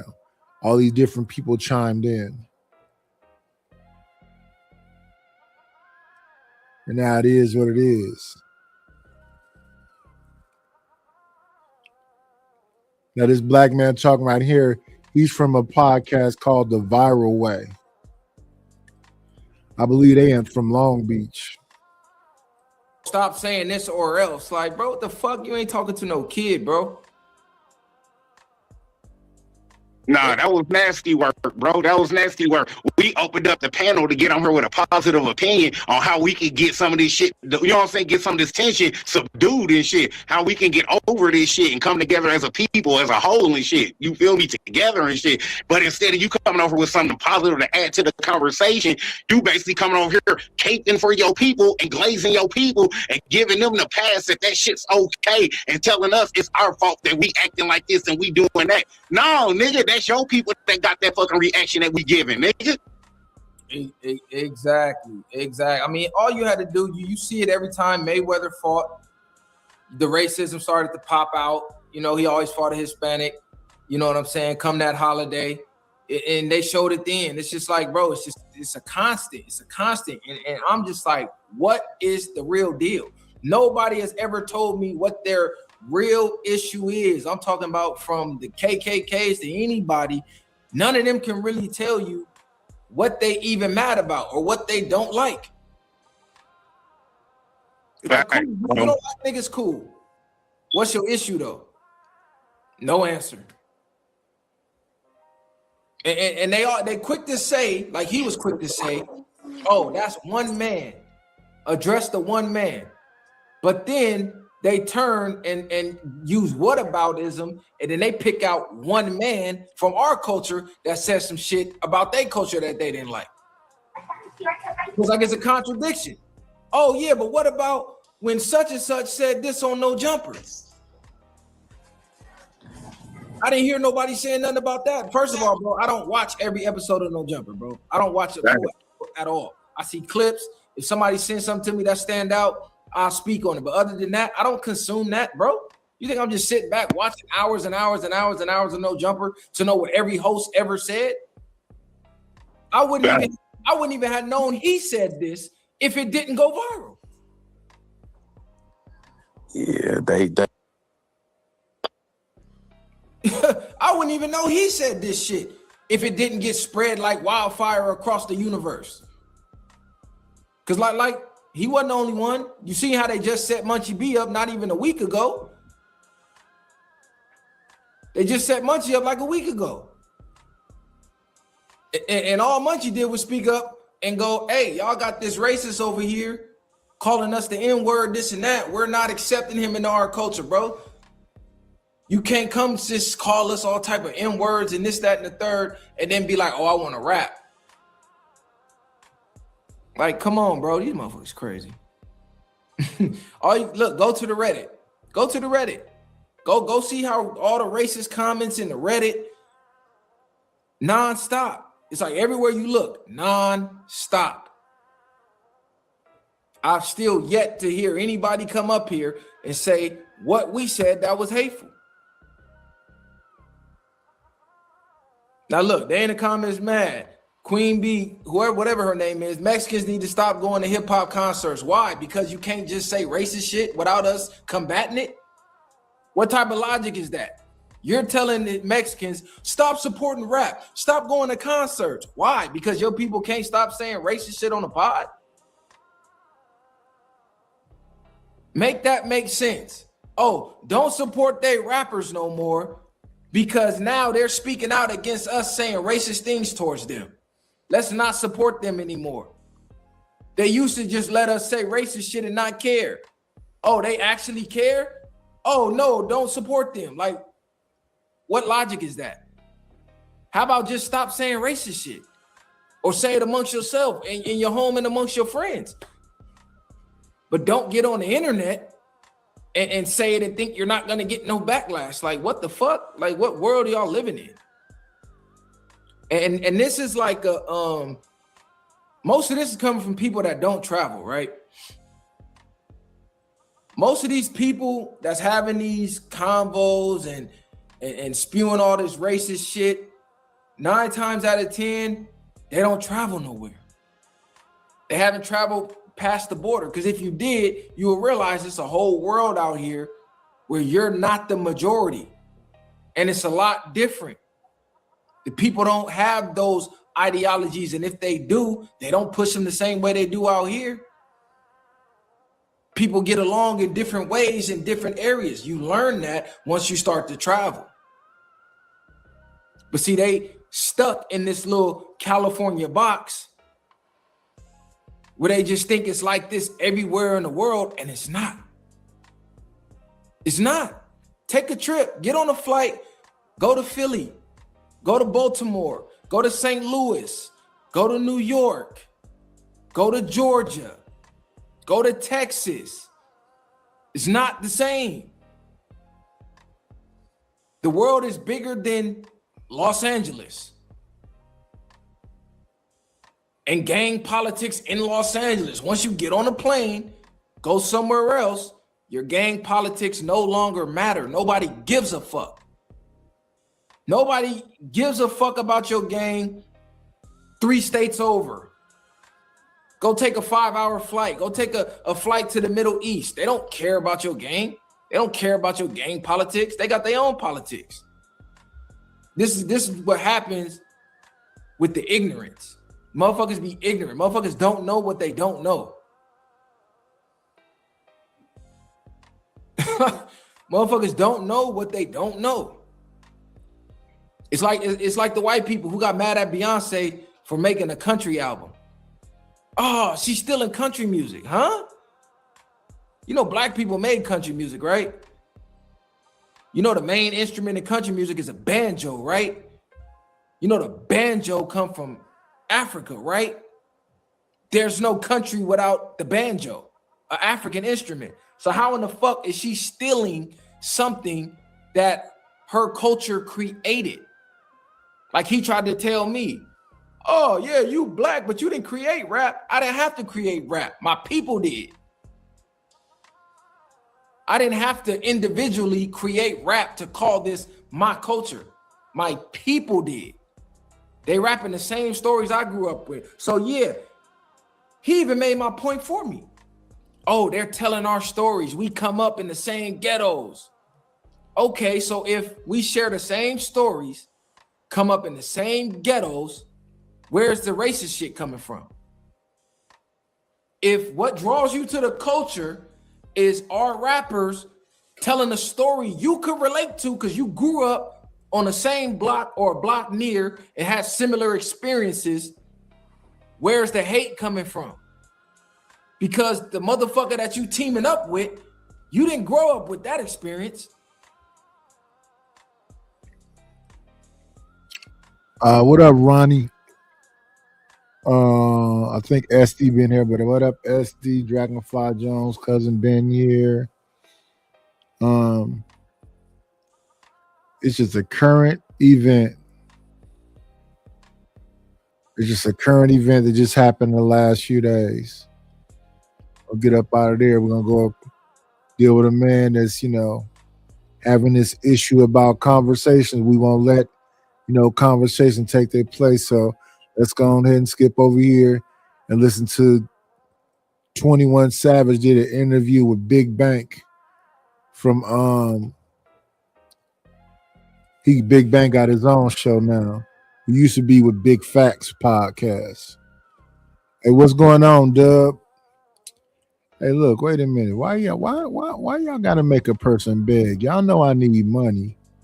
And y'all sit here and make somebody beg for it. But give me 1 second. Let me get the 21 Savage together first. Y'all hit the Cash App. I don't got no super chat over here. We need to get 500 subscribers and get these watch hours up. I need this second channel. Let me see. What am I doing? Oh yeah, I'm hitting my famous clip. Where my clip at? Here we go.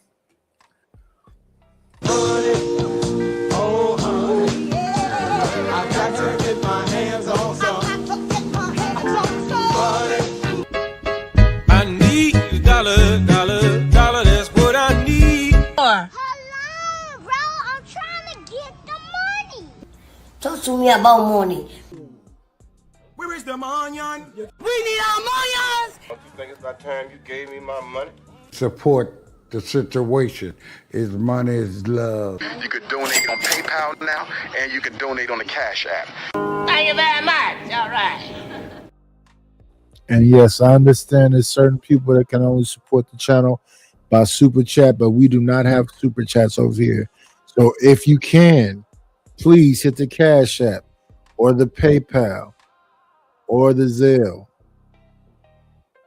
The Cash App is there, the PayPal is there, the Zelle is my email number. Shout out to y'all. Hope y'all support. If you do support, thank you for the support. But yes, please hit that Cash App for me.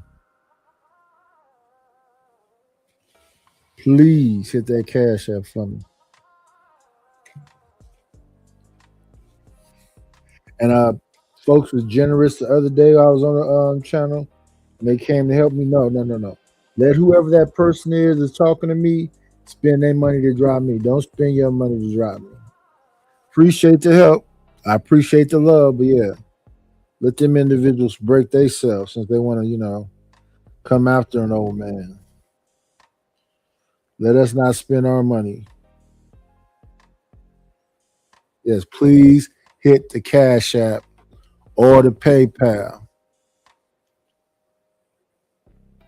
Now, while 21 Savage's own Big Bank show, they asked him a question about Atlanta. Now, my understanding about 21 Savage, he's supposed to be from across the pond. So there's that. As I said, bro, it seems like we got 21 Savage and Future on the roster. Yes, y'all, we got 2 Atlanta natives. Well, 1 UK native, born in the UK, raised in Atlanta, and we got Future on the roster. Now, y'all know what's going on. These 2 names have been trending on social media after blogs have picked up these tweets and said that they would sneak this in each other after some tweets were released. Now, to give y'all a quick rundown, 21 Savage just released the album, which was actually decent. The song Poppin' with him and Lotto was good. The song with him and G Herbo was hard. And I think, me personally, 21 Savage don't never really miss when he put out tapes. Like, even that tape with him and Drake, I still listen to that to this day. That Her Loss, I still listen to that tape to this day. But he put out an album, and of course, he did his little promo run, or somewhat promoted it, because it seemed like he really didn't even promo it. But he went on Big Bank podcast with a 3-hour podcast, right? A great interview, by the way. And he spoke on who was the GOAT out of Atlanta. And he went on, Yeah. Let me show some appreciation to CK. CK already royalty though. So we'll just roll it over into next month. CK already royalty, but let's show some love to CK. Thank you for the money, cheese, ready to go. Good scratch, squill of paper. So shout out to CKJ3 for the Cash App. I appreciate you. I appreciate you. I appreciate it. And I need it. And I need it. Thank you, sir. Make my holidays a little bit better. So of course, to boost his own ego, because he a rapper and said it was him, and a lot of people saying Future, and it became a big conversation. The GOAT from Atlanta. Nigga, me, nigga. Hell, I ain't finna say no other nigga. Besides you, who the other GOAT? Nudie. Who the GOAT outside of your crew? The GOAT outside of my crew. I can't just say nobody the GOAT, bro. Atlanta is a Let me collective. see. I don't know. Atlanta got a few soldiers. Outkast is a big deal. Future is a big deal. 21 is from the UK or something, my understanding. Who else is about? Ain't Rollo up out of Atlanta? Who right now popping up out of Atlanta in current times? Because a lot of people ain't. We're not hearing no more from Outkast. We're not hearing no more from Ludacris. We're not hearing. It's a lot of Atlanta cats ain't doing it no more. But last year, was that last year or this year when he had that Red Rum song? That's fire. But Pluto, Future got catalog. He done sold and got a brand new catalog he's starting up. And Future and them just did that song with Kendrick. Future and Metro Boomin. Like that. That was fire.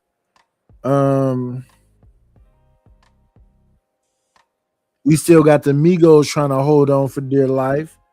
They then went solo. Who else though? Got the Migos, Future, 21. Ain't Gucci Mane up out of there? Gucci Mane still doing it. Gucci Mane is a GOAT. Let me make sure I acknowledge these people that supporting this channel. I appreciate y'all. Let me hit this right here. Thank you for the money, cheese, ready to go. Good scratch, squill of paper. Want to give a big thank you to Dub. Thank you, Dub. Dub been helping with the Discord, dropping the show up in there and all of that. So appreciate you, Dub. Thank you, sir, for being supportive. Good morning, Rogue C. Who else is out here? What up, Loader Rebel? Good morning. What up, Vato Bulldog?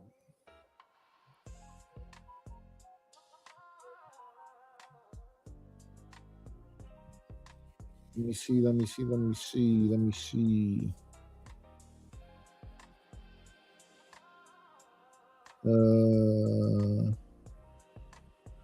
Let's do this. Oh yeah, I know who you are now. For the longest, we didn't know who that was. Let's appreciate. Let's see. Let's hit her with this one. Thank you for the money. She spent in the dough. Scratch, squill of paper, yeah.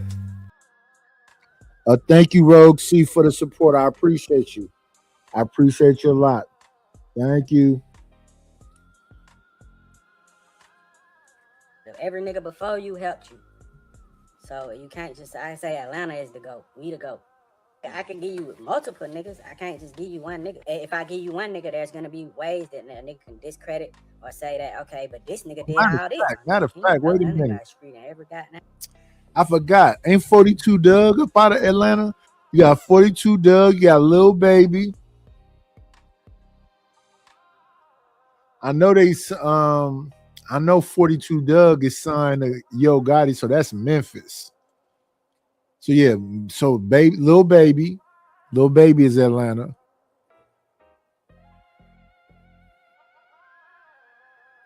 Lil Baby, Future, 21, Gucci Mane,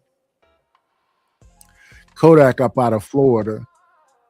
Who's right now popping in Atlanta? Gucci, 21, Future, Lil Baby. Off the top of my head, I think that's it right there. I think that's it. Kodak still, I mean, he been looking, zooted out lately, but Kodak's still popping, but that's Florida. 42 Doug is popping. I think that's Memphis. Glorilla, I think, is signed to Yo Gotti too. So that's, I don't think she out of Memphis. I don't know where Glorilla from.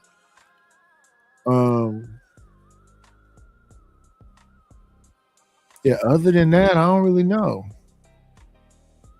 Cause I don't know where them folks is saying Take Me Through There is from. I know they got Amigo on the song. I don't know where Boss Man D-Lo is from. He popping. What's the big dude name? Something to plug. I don't know where he from. Who's popping right now? Designers from New York. He got some cool songs because he didn't change that style up. He's not going spastic no more. Yeah, that's it, I think. 21, Future, the Migos, Gucci, Lil Baby. Now City. Let it go, man. Now, of course, they end up saying that, MLK the biggest out of Atlanta, which is real. They were saying Outkast and all these guys, and 21 Savage was saying him and saying Nudie and all this other stuff, which he gonna say because, he a rapper and he feel like he from Atlanta. He feel like he the biggest that came out of there. And I ain't gonna lie, he got multiple billion stream songs. And yeah, he do. Where is Nardo Wick from? Nardo Wick got some slaps. Yeah. And he got a couple songs that charted, and he definitely a big rapper to come out of Atlanta. But people were saying Future, and we all know Future been around since literally I was in the 5th grade, bro. You feel me? Mind y'all, I am 24 now. So people were saying Future, and that's their opinion, and that could be a fact, but it is what it is. Now, people feel like Future was dissing after the interview came out, and Future put up a tweet and said the biggest in this ish, right? And then 21 Savage followed up and said the realest in it. And then he followed up with and said the biggest change all the time. Now, people feel like they were throwing subliminals at each other and they were sneak dissing each other. And me personally, I ain't look at it like that because I'm like, bro, at the end of matter of fact, where's Lotto from? I think Lotto slap. Where Lotto from? today, if I'm these guys, I'm rich. I could care less about who being the biggest rapper. I could care less about even being a rapper. I'm rich, and my whole plan, so some people might care about rapping and all that, but my whole thing would be, I want to change my family life, change what's going on around me. I care less about being the biggest rapper, because guess what? Eventually, if you're the biggest rapper, as time go by, somebody gonna end up being bigger than you. So it really don't even matter. Now, as y'all see, these two was throwing little slit shots at each other, and people instantly picking up, all the blogs picking up, and people said they were dissing each other. But 21 Savage went on to say, I apologize, my brother. I should have called you first. ... us. Now, mind you, it's not even that deep to me. I wouldn't even went on to apologize because that's his opinion. I feel as though if you think you're the biggest and you feel like you're the best, you're gonna say you're the best. It is what it is. Like, who cares, bro? It's just music. And Future went on to respond and say, you my little brother for infinity, us 6, right?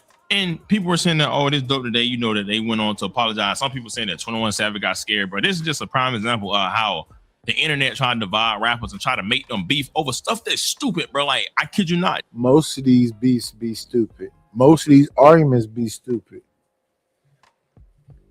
But it don't just happen in rap. It happen in these YouTube streets too. Folks be just trying to find moments. They just be trying to find moments. Sometime it work. Sometime it go completely foul for them. They be like, oh yeah, I'm going to go after the low hanging fruit. I'm going to go after whoopty whoop.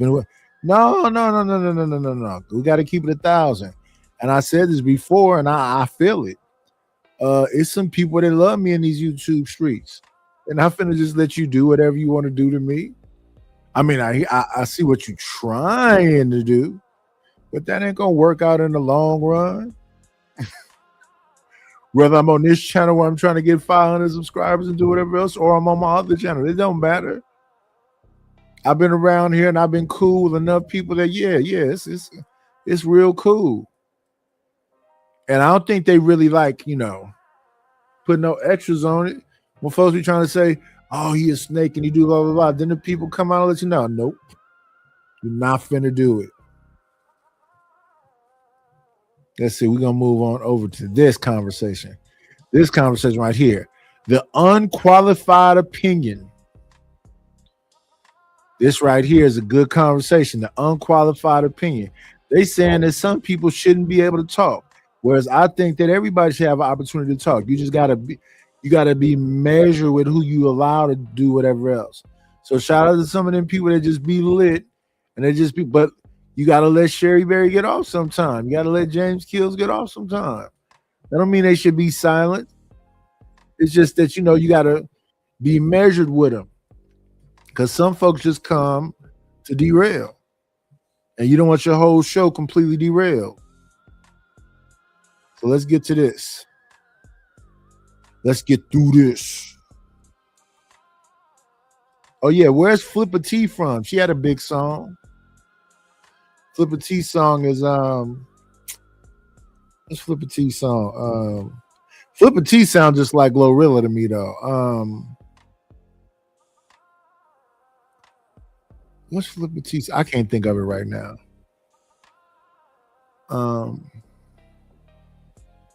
At first I thought that was Glorilla though. Crimson, what you think? It's a gang of unqualified opinion. Gang of them. A whole gang. Would you say that gang is larger than the qualified gang?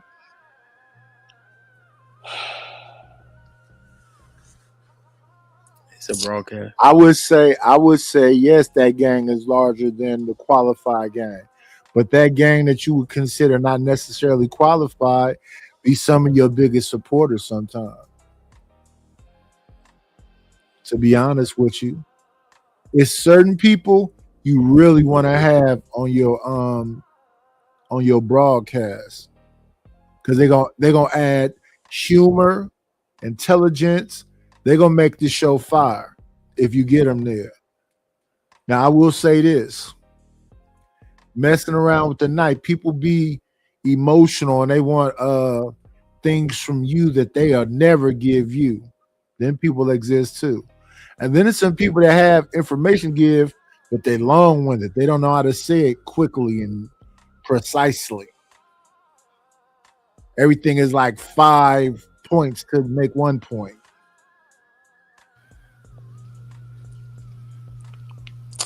Probably. I'm gonna go ahead and say yeah. Yeah.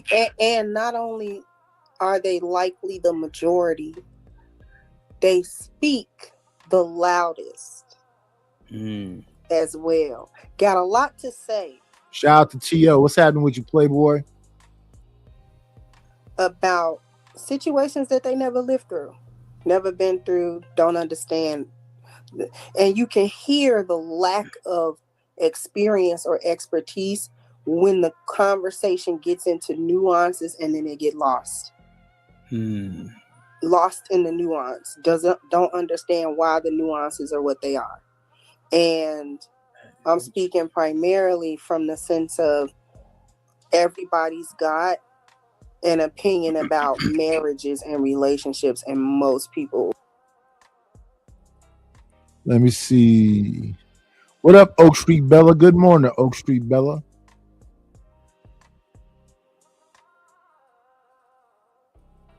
That are talking about them have never been married. So I'll be trying to figure out what you talking about. How you know? Perfect. Shit like that. We gonna get into that because that's key. That isn't.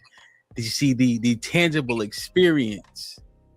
That's one of the realest things that we definitely have to talk about. And Crimson, we've been seeing that over and over. Well, we'll be having a conversation. Yeah. I hear what you're saying, Oak Street Bella, but we're gonna put some respect on Crimson Cure's whatever she got going on. Cut it out. not even about relationship, but about something that you really need experience in, and somebody will just blurt out some shit, and we like, that's not true. Right, that's not real. And I find that a lot of times over the internet specifically, people don't like to hear that's not true. But it's not, sir, ma'am, whoever it is, whatever that you talked about. And I don't know if it's an age difference or if it's a regional difference or what the difference. Wait a minute. I said we're gonna put some respect on. Respectfully, we got to give Oak Street Bella just a little bit of time to rest in whatever the pronouns are. Not too long. Just about 5 minutes. About 5 minutes. Somebody get on. Let me see. Get on Oak Street Bella. We are not. What we not gonna do is put smut on Crimson Cure name. Oak Street Bella look like it's a lady. Respectfully. 5 minutes, just 5 minutes, because we do not want to alienate nobody, but you got to put some respect on Crimson Cure name. Shout out to the shout outs. But I grew up in a time where if you didn't know what you was talking about, you had to shut up. You had to shut up. Or somebody who knew what they were talking about was going to shut you down real smooth. And you were going to be embarrassed if you kept talking about something that everybody in the room knows you don't know what you're talking about because they have the experience and you don't. So you have to be quiet. And it's like on the internet, people don't feel like they have to be quiet, even if they are confronted with someone who's saying, I know about this subject matter, or I know about this thing intimately because this is what I do, or this is what I know. Yeah, 100%. Damn, I got a couple questions off that, but I don't want to keep going around. Mr. Williams, what you think? Exactly everything she just said. But I think it's like 95% of everybody who's running their mouth don't know what the hell they talking about. Don't have the experiences. Don't even. They'll tell you the sky is green and I know it's blue. Yeah. And it's just getting irritating. Okay. It's like somebody will try to tell me how to rock a stage. You ain't never rocked the stage. How you gonna tell me what the hell I need to do? Been doing it for years. That type of stuff. It's incompetent, bro. And the other thing everybody is, respectfully, is relationship gurus without having a relationship. What's that about? SD said, I'm being selective. No, I'm not. I'm not being selective at all. Let's say that Oak Street Bella was talking about me. I wouldn't trip. Let's say, SD, you saying something about me now. I'm not tripping. I'm not saying time you out. But what we're not going to do when people say how you look plain face and whatever else, and she decides to not put no makeup on and be her natural self, we're not finna say she's a zombie and all this other crazy stuff. We got to put a little bit of respect on Crimson Cure name. I'm just saying. I'm not selective. I take abuse every day. Every time I turn around, it's a you sleep, you drunk, you this, you that. I just let it rock out. I don't really sweat it. I was up there early today on Witch Doctor channel and Chanel was being nice nasty. I didn't trip. I didn't freak out.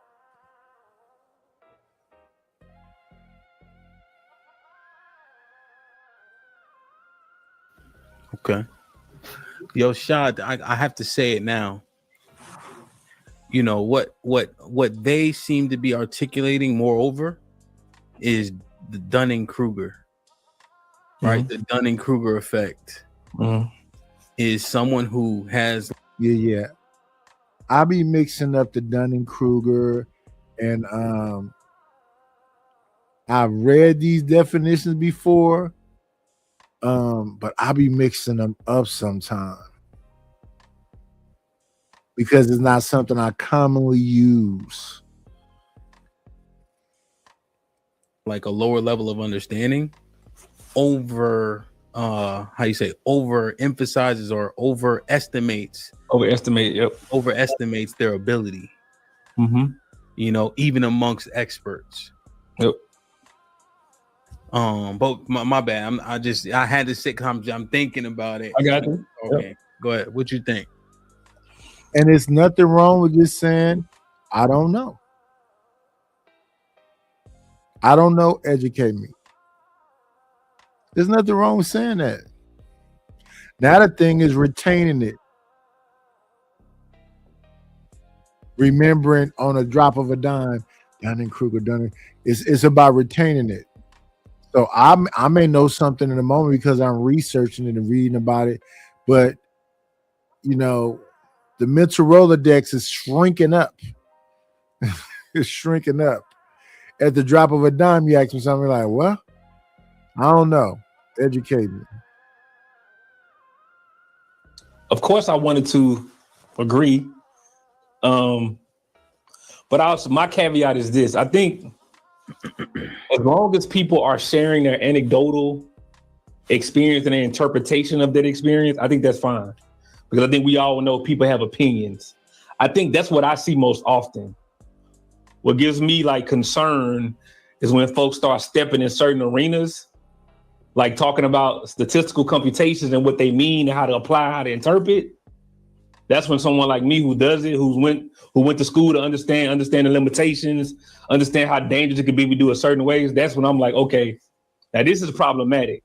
I think the most, like when you talk about prevalence, I think you just see a lot of people who have had limited life experience and they're sharing how they feel about what they've seen. I think that's okay because we can watch that and say, yeah, you just young, you ain't live a little longer. Your perspective may change, it might not. And I think that's safe.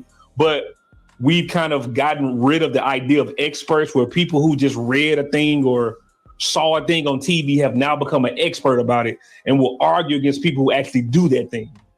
And that's a norm now where as people, we don't go, wait, he's an actual doctor. Let me shut the fuck up for a second and hear what the doctor has to say first. And then we can I can ask some questions and see where I'm at. But no, they're screaming. No, modern Renaissance man has been talked over multiple times. And I believe he is a doctor. They don't care about none of that.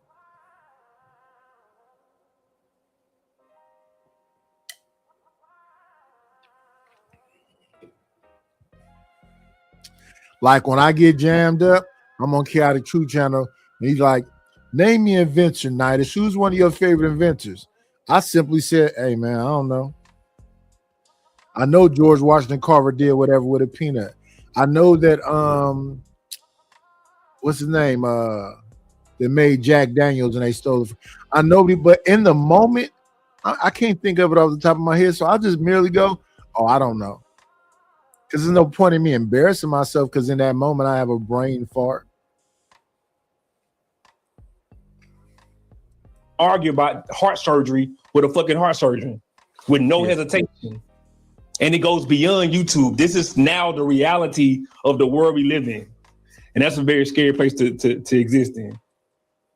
Well, they told you years ago they was going to make it idiocracy. And they literally are doing that. I know somebody I could bring right up on that panel right now amongst y'all. His name would be JP. And he'd argue y'all down. He don't read books. He don't believe in statistics. He believes what he believes. Yeah, 100%. Now, the thing that I feel, and I'm saying feel about opinions, but I think this is also definitionally accurate, right? You can't really render someone's opinion invalid unless it's about factual things. You know, so people will offer an opinion, you know, and we'll hear it, but we can say, no, that's incorrect because we can solve for this. We can qualify this as what's right and wrong, you know? And I think that's happening in more things that we are validating opinions that really might just be wrong, including relationships. Okay, that's fair. You know? But I catch your drift, and I think I agree. I'm just assessing it, you know, because I think that the unqualified is problematic. Relly, what you think? No, okay. I think people are more unqualified in real life than on the internet. Unqualified? Sorry, you said unqualified or qualified? Yeah, I think there are more unqualified opinions off the internet. Break it down. Okay, so on the internet, what happens is we're 10 different people from 10 different backgrounds who would nowhere near be around each other in real life, right? Okay. So when we come here, this the battle of ideologies. Mhm. Let's say we're all the smartest person. Mhm. This is the gridiron. We got facts, stats, internet, everything. You ain't coming on this panel saying anything, right? Yeah. But you're a cult leader when you leave.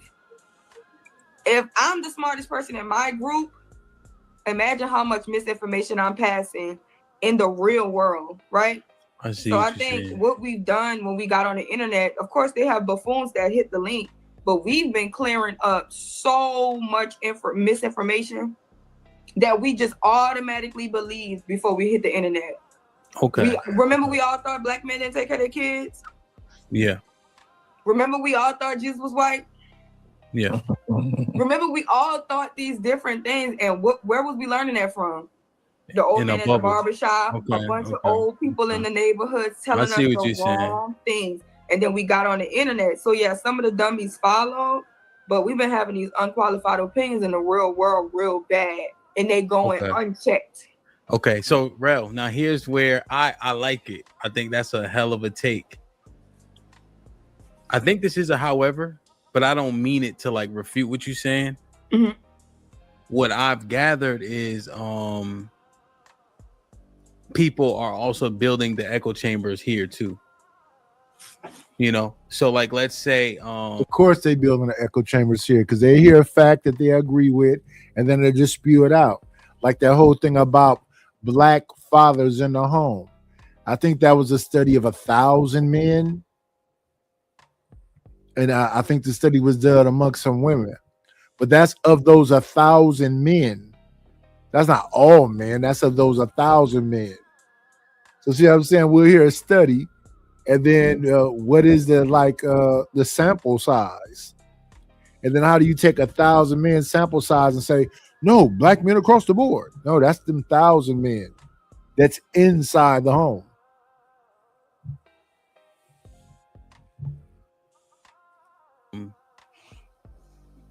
where we're having a show here, right? Whatever the case is, then people will go to their channel and then just continue to say what they already thought. And then those people are a part of their culture that's built over there. You know what I'm saying? So, but I catch your drift though. I catch your drift. Right. And it's the internet, so the audience gets to choose, do we want truth? But in real life, typically, we can't leave out our block to go find out who's telling the truth. Because most people don't leave the area where they live in. So the smartest person in your day. Let's have this discussion then, since somebody allowed this individual to have a microphone. No, there's nothing wrong with you being honest. That's perfectly fine. That's cool. You can be honest, but you come across as a mean girl. Because I went over there to your channel. I see you got your little tight jeans on and your hair did, everything did. You don't have to be a mean girl, right? You cute, right? Got your phone in your face. We can barely see your face. You got a little body yaddy yaddy, but that don't mean you have to be a mean girl. No, I can see she has some dark circles. Who cares?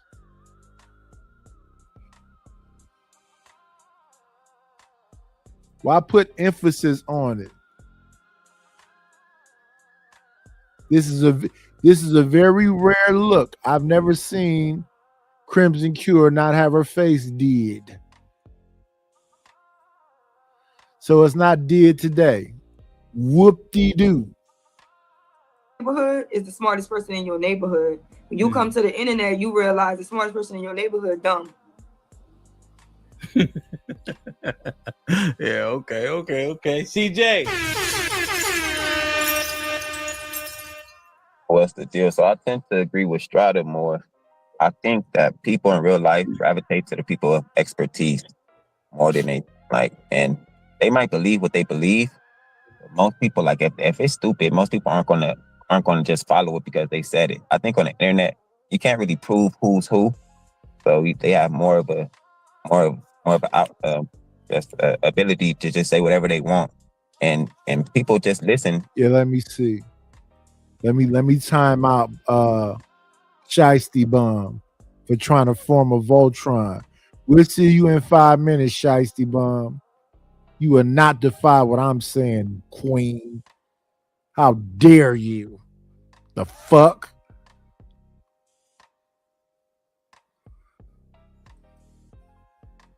Because there's so many more ears on the internet. So you'll get some ears to listen and just agree with you and say, you know what, he's probably right. So I think in real life, those ears, they more willing to, they just walk away like, he's stupid, he's just saying some shit. And go ahead. Well, no, go ahead, finish your last thought, because then I wanted to kind of explore. I think it's hard to say I don't know. No, you can have a group of people out in the streets that ain't all that brilliant either. We can create something and just be like, yeah, you right, man, and be wrong as I don't know what. Especially on the internet, because people are looking for answers, and people don't want to hear I don't know. It's kind of like, yeah, so people make up answers, and people don't really tend to look shit up. So. Yeah, that sounds like pride. So yes. Pride goes before the storm, right? Who is this? Oak Street Bella? Oak Street Bella. I don't give a fuck. I feel like having some fun this morning. You seem like somebody I can have fun with. And I always have fun with Shiesty Bum, Sugar Bum. Why not? It's early. What's this? This is a Wednesday? It's a hump day or is this Thursday? It's Thursday, okay. Thursday. I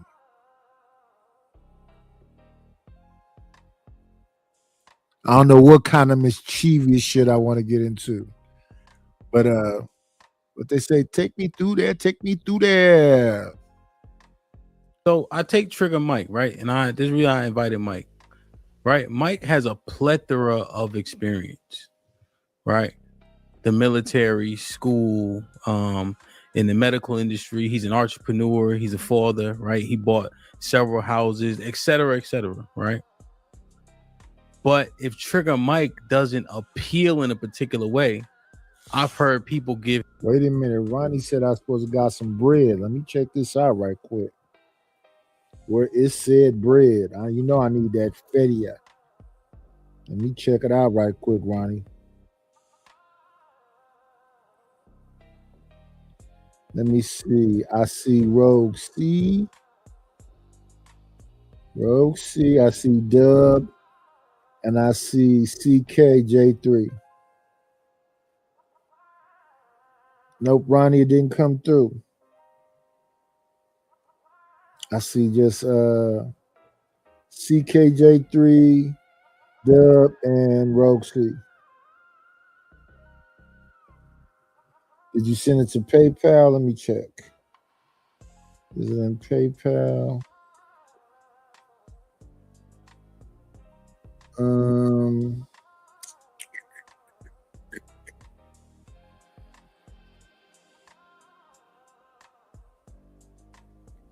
I'm not giving y'all no thumb scan. I can miss me with that.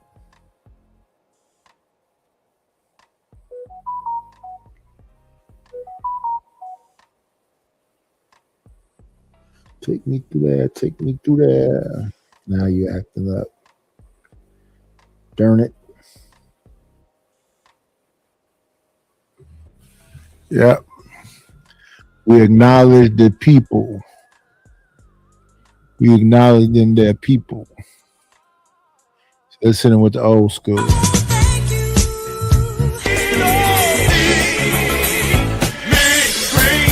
Got me a couple of dollars. Guess what I'm gonna do? Shout out to Ronnie for the Cash App. I appreciate you, my brother. I appreciate you. What's going on this morning, Genesis? What's happening with you, Zoomer? Good morning. And good morning to the beautiful Oak Street Bella.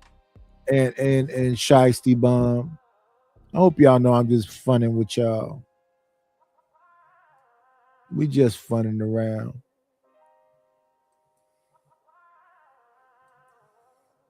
Him a whole lot of pushback and a whole lot of shit that he's done. Right? Like one thing that caught my attention, Mike was saying what he was in the military, and then Aaron was like, "Oh, you were what? Oh yeah, something. I think I don't know if he called you Marine, but something like that, right, Mike? Do you remember? Like once he found out what you was, it kind of elevated the respect, like what he had for whatever you did in the military. Oh yeah, I remember that. You know, and it but I'll hear Mike talking, and he'll probably get way more pushback. Is it because of how they view him? Well, because I deem his opinion qualified. Depends on the subject. I think Mike talk about relationships a lot, and I think he sees it from his point of view, and it's hard for Mike to see it from the other side. So that's why they give him so much pushback. He sees it his way and his way only time. But the other side doesn't have the experience. I remember, if I'm not mistaken about Trigger Mike, he said he's a beneficent leader. Like his way or the highway. If I'm not mistaken, I think that's what he used to say. And my thing was, because I mean, he has the years and whatever else, he's a married man. My thing is that a lot of men aren't that. A lot of these households is very democratic, very gray. A lot of these men are not beneficent leaders. They just a lot of time going along to get along. They're probably into some happy wife, happy life, or having a situation that's more egalitarian. They're not running nothing. Experience. Hence what Crimson was alluding to, right? They will tread on marriage as an example with no experience in it, no substantive relationships, and etc. And then Mike is saying, here's the value of marriage, and he articulates it well. And then they're saying, you need to consider what we're saying, but you don't even know what you're saying because you never done it, right, Crimson? Like, ain't that how? Like, it breaks down. Like, why I got to be considering some shit you guessing about? Yeah, to a large degree, yes, because it's not that. If we're going to talk about marriage specifically for this particular point, it's not that people who aren't married can't have a concern about marriage or they can't have a thought about what it could be. It's not that they can't do that. And it's not that that's not acceptable. But if someone... good morning, Mo Business.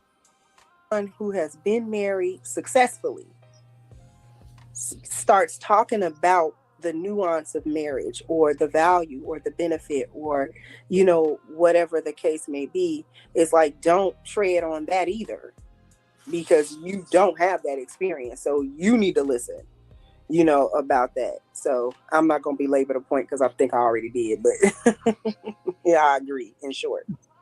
The thing is, so most of the time we got to go off with the facts we know. And we know that people lie all the time.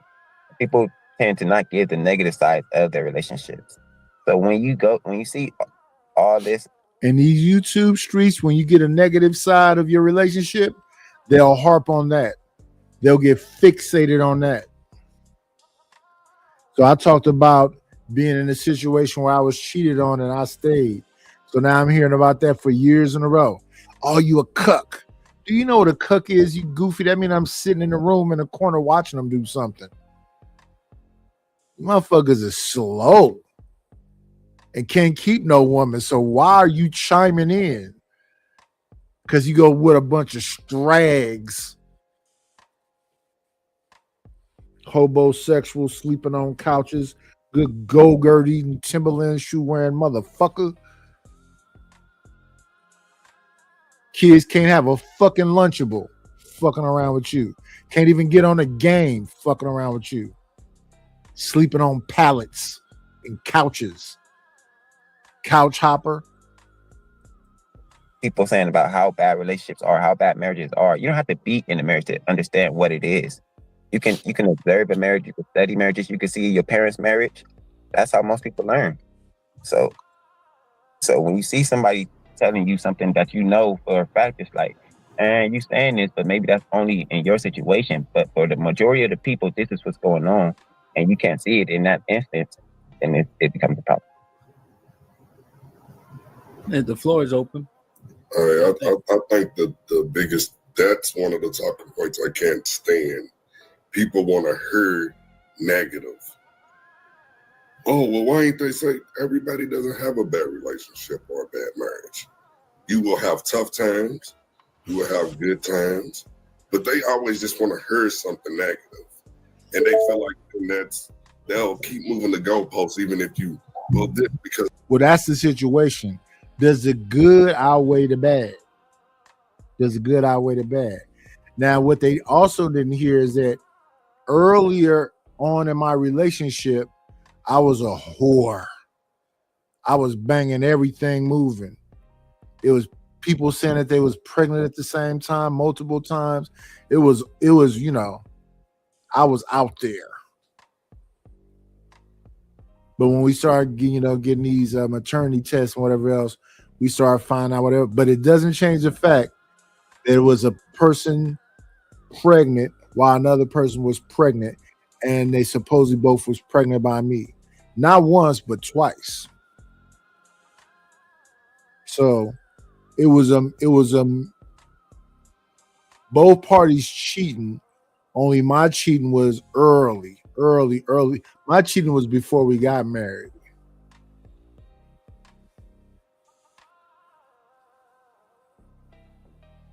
I used to have what you call a roster.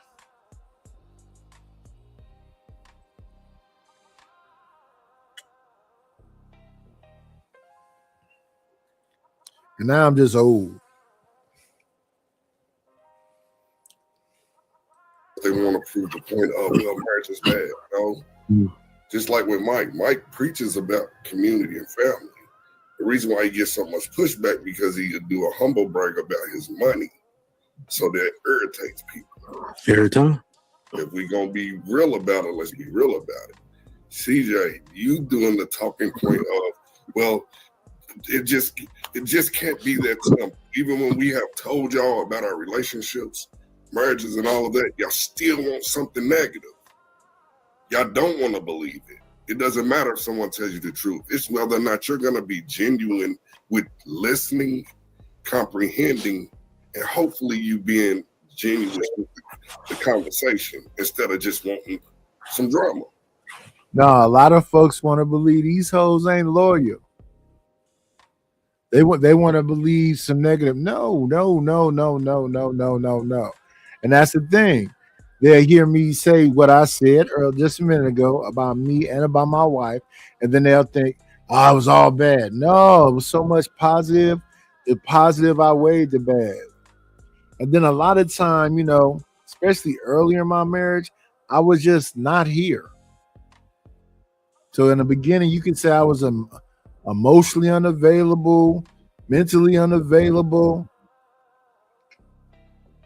I had a lot of shit going on with me when I was 20, 21, 22. So yeah, I was almost at the point of just grunting. I was barely saying words. But that lady worked with me and massaged my back. It got me to being a human being. And I got feelings again around about 29, 30. By the time I turned 30, I was a human being again. Now I'm completely human. I almost feel like I wish I was that robot again, because now I can feel every ache and pain and all of the whatever else. So shout out to the motherfucking shout outs. Yeah. What's it? Can I go? Yeah, what's up, Mike? What up, y'all? Good evening, man. Yeah, so Playboy, you're gonna get the money talk every time. But that's because it's really all we talk about, right? Draws and money. But remember, the message is always actually the same. It's that get your family life in order. It will equal more money. So it's always a lesson in the end, you know, related to what people want to hear. But I got to take from what everybody said. Yeah, when you get on the same page and you and your significant other is focused and driven, yeah, it's more money. It's more loving, it's more conversation, it's more closeness. Yeah. Y'all both gotta want it though. You gotta find somebody that want it as much as you want it. And then the journey is the beautiful thing. Outside of that, if you just want some draws, that gets tired eventually. If you don't want to see that person as a whole person, that can get tired eventually. You got to be able to celebrate the whole person. And then once you get into that, then everybody goes, oh, the gates open and you got the, you know, the goose that lay the golden eggs. But you got to get there though. A lot of folks don't be wanting to deal with their own trauma and sorrow and everything else. And then they bring all that burden onto somebody else. Don't do that to nobody. Give that person a fair shake. Man, like even Sherelle, you came from a angle that was like, ooh, that was like, I got my brain percolating. I might have to sit with that till tomorrow. Like, and think about that one. So that was good. But here's what I've deducted from the internet. You know, I've been out doing this thing for like 3 years now. And here's why I know why I get pushed back. It don't hurt my feelings or nothing. If anything that you're saying factually interferes with people's feelings, you're wrong.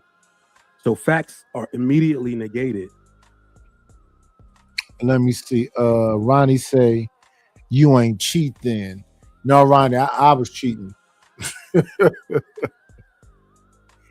Yes, sir. In the beginning of, and I'm not even gonna say in the beginning, in most of my relationships, I just didn't believe people. And most of my sexual encounters, I just didn't believe people. So I always thought the other shoe was gonna drop. So I never gave all of me.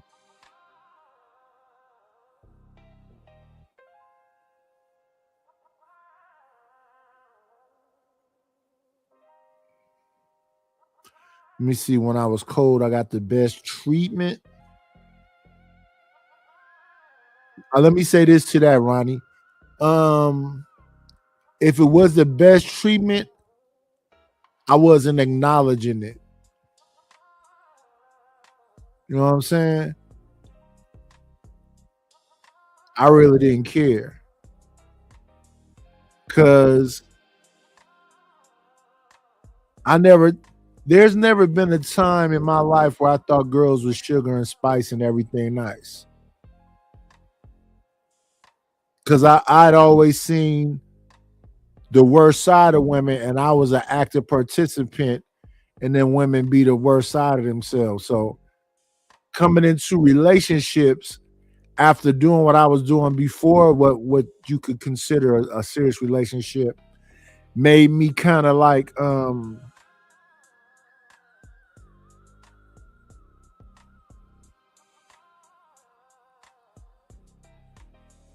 I couldn't believe in them. The younger me thought everybody was a liar. So the sweeter and the kinder and the more loving somebody would talk to me, I always thought that they was trying to manipulate.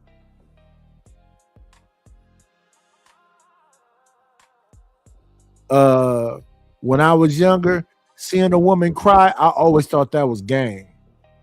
In fact, my attitude used to be like, oh, you finna start crying? I'm finna get the fuck away from you. I would barely even listen. So we was doing some real hard tug of war. I hurt your feelings, you hurt my feelings. My response to you hurt my feelings is go fuck your friend or something.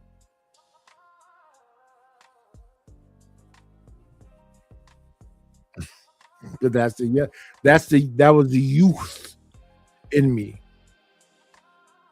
If I could take it back, though, I would take it back. If I could take it back, I would take it back, but you can't take it back.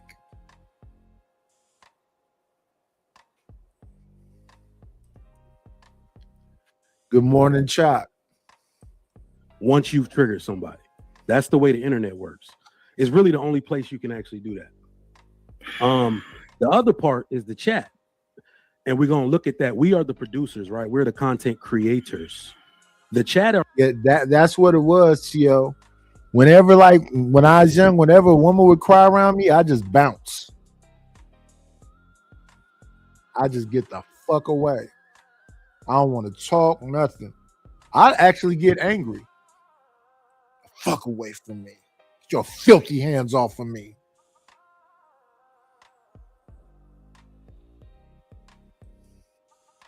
are the consumers, right? So people have this like inherent ability as content creators to want to make their consumers happy. So consumers prefer entertainment over knowledge. If you giving too much knowledge and it ain't entertaining or it hurts their feelings, you're going to be hated in these internet streets. Now, what's more important is why.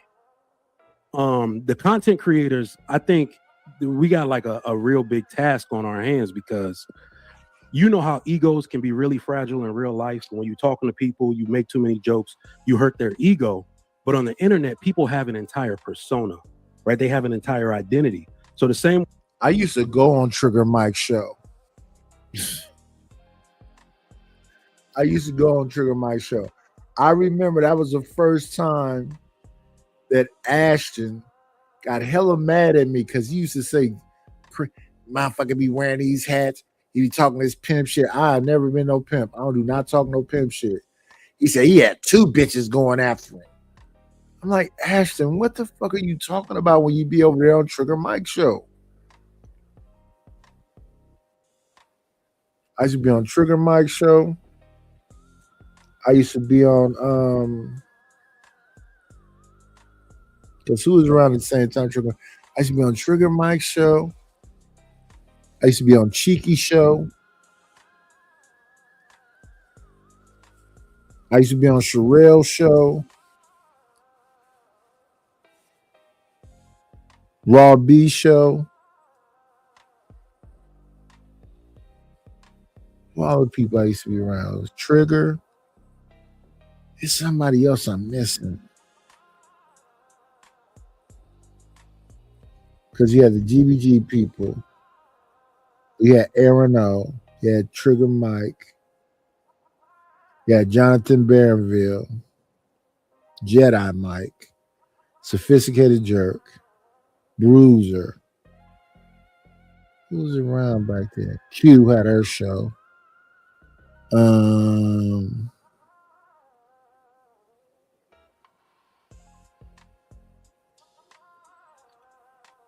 I cannot remember who the other person was, but shout out to the shout outs. Way somebody's going to protect their ego in a conversation in real life, that's the same way people protect their internet persona and internet identity on these panels, right? So they avoid. Oh, I remember who it was. I used to be on what was that show called with How To Man, and was that How To Man and Izzy? That Angry Man show with How To Man and whoever the other person was.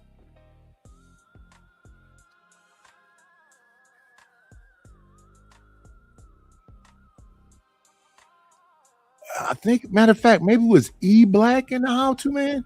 Maybe I think it was E Black, Toxic Avengers. Yeah, Toxic Avengers. I think it was E Black and How To Man.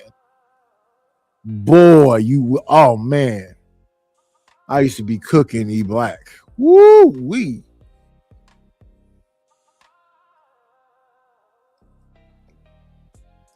Shame. That's why people lie and only say the best things about their relationship, because they're trying to avoid shame.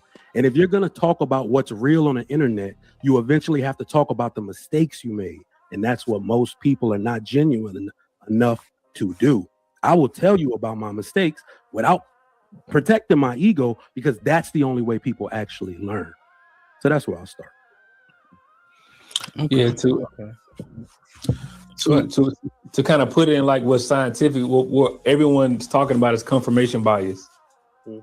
People come here to have whatever they already believe. They come here to get it confirmed. And as Mike said, when someone speaks or states something that's contradictory to your identity that you created from this bias, it feels personal. It's not an exchange of information. People take it personally. So for instance, like what was thrown at me was when I came up saying, no, y'all interpreting these stats wrong. The retort was, it wasn't, no, Shad, it's not that we're doing it wrong. This is the right way to do it. It became a personal attack because they felt that me speaking against the way statistics are being interpreted is a personal attack on them. So personally attack me. And whoever else that does it. It doesn't only happen to me. It happens every day on the internet when we stay-at-home dad, his wife makes the most money. In the beginning, nope. Towards the end, after we went to school and I helped her with her economic stuff and some of her classes, and I believe she got an associate's. She was right on the verge of getting a bachelor's, and then she was at working at a chiropractic office, and they was working on something called eClinical. It was some technical computer stuff, and it was a woman. What's that woman's name? It was an older woman that asked my wife to come over there and help her convert their computers to this eClinical thing. And that woman worked with 12 doctors. There was a family practice. The family practice got bought out by who was that bought them out? And they said they're not going to accept the contract unless they take my wife too.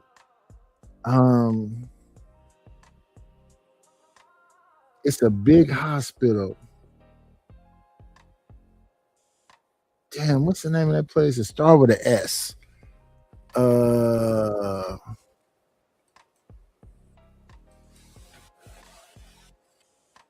Let me see right quick.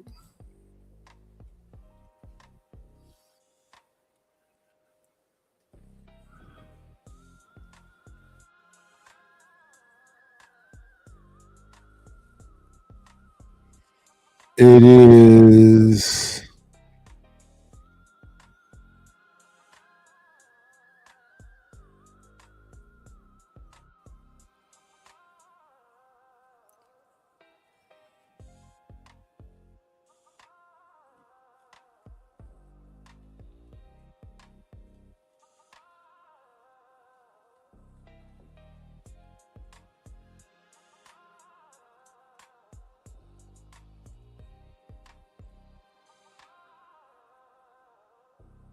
Irvine, Antelope, Kaiser,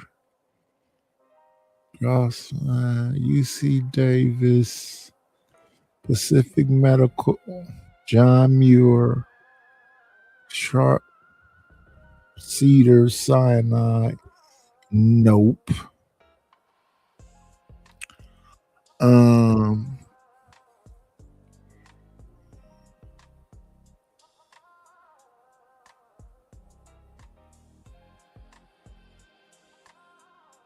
Let me see.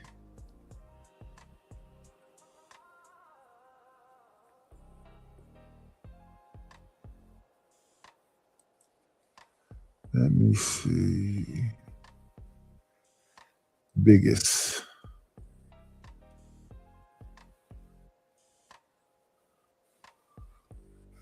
In California.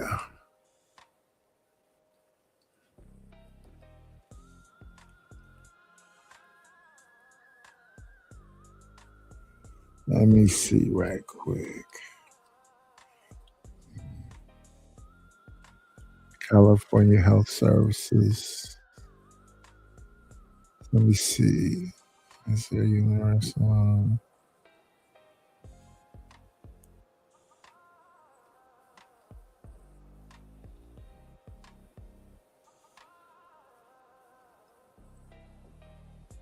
So it was Sutter Health.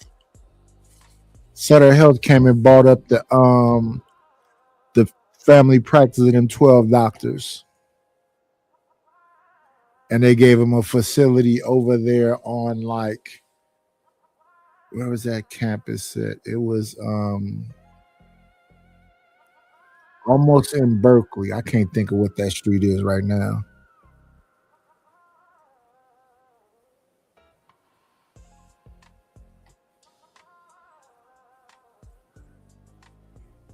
Because I helped gut the old facility and put all the new desk in and all of the shit. Yeah, Sutter Health. So I went from a family practice to being a part of that bigger umbrella of stuff. You have disagreements, it becomes a personal attack instead of an exchange of information, a battle of logic only, because people have taken these biases and made it their identity. So for me personally, I always look when we speak about like what's going on with men and women, I say to myself, if I consume all this negative information about women and I start to make this my reality, what happens when I'm faced with the woman that's the right woman? And I've been hearing all this information that confirms to me that women are bad. What happens in real life when I meet the good woman? And all the information I have is about how bad they are. We like to think that we can just we can flip a switch. You're gonna annoy her with all the shit you've been hearing on the internet. You finna hit her with all the manosphere talking points and piss her the fuck off. She's gonna be like, who are you? Where is this shit you talking to me about coming from? That's the problem with a lot of folks. There's no originality. You just sound like a bunch of other people.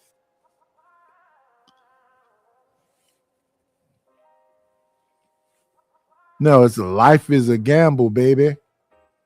You got to be able to take chances. Become a different person. But just like y'all said a couple times, like you can't go from being in the streets to being a great husband. It's a process that you have to go through before you will actually be good at that. And that applies. It's a process to learn your woman and for her to learn you. That is a fact. It ain't just gonna be voila. That's everything. Yeah, you also, I think correct me if I'm wrong. I don't know if this is scientific or not, but paralysis by analysis. Yep.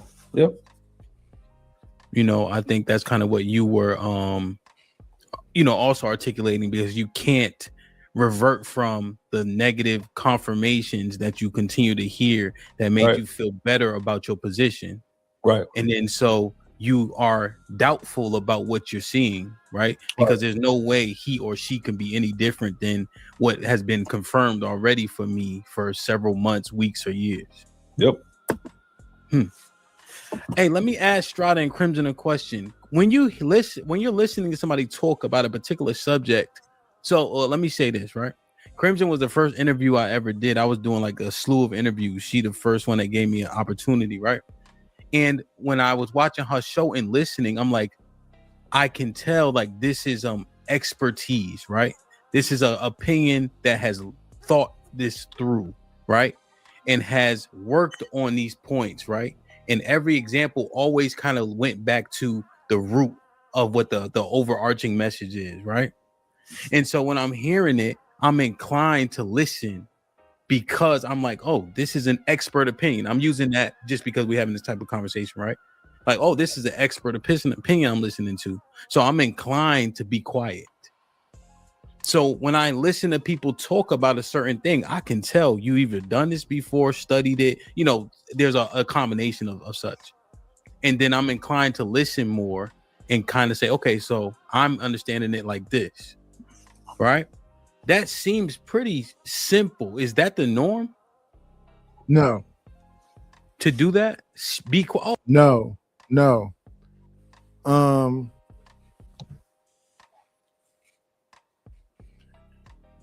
No, it's not the norm. And some people switch up.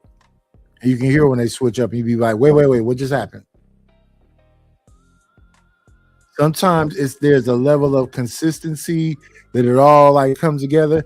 And then sometimes people switch up and you be like, wait a minute, what just happened?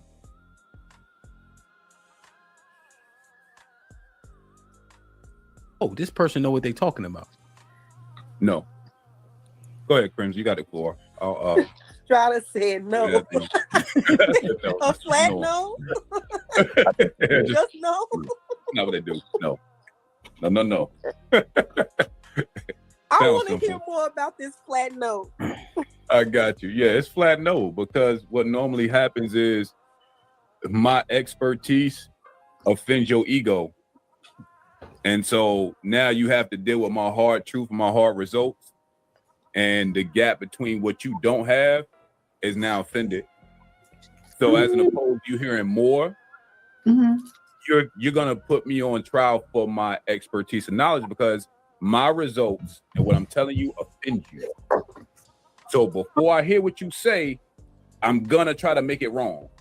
And that's what happens the most in these types of conversations. Strata, can I give a little pushback though? Do you think sometimes it's not the information, but it's the person? Okay, what up? What's up, yo?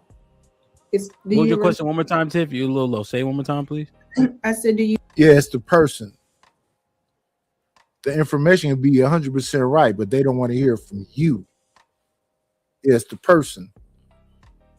You think that sometimes it's not necessarily about the information, but the person delivering it? Like it's like right information, bad messenger. I don't think it's that, Tiff, because I think that it always falls on the people that are receiving it. I think that's where it becomes out of order, right? And I think that, to your point, though, if you're not perfect across the board, if you have any flaw, that nigga be falling asleep on screen. Fuck what he talking about.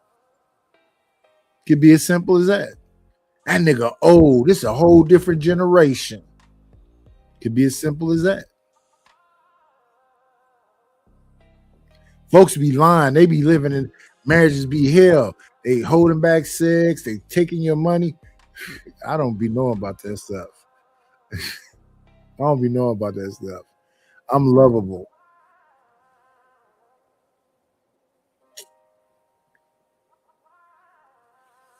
It then got to 5 o'clock in the morning.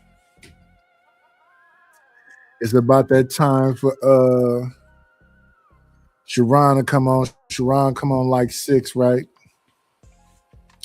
I had a damn plumber fake on me last night. I gotta call them early to get them out here so they can deal with this damn bad plumbing that they did. Dealing with these trades people have been a trip.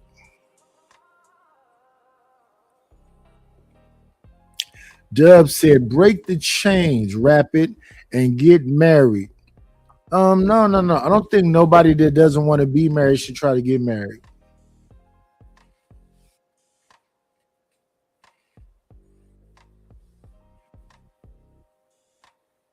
I think now here's what happened with me.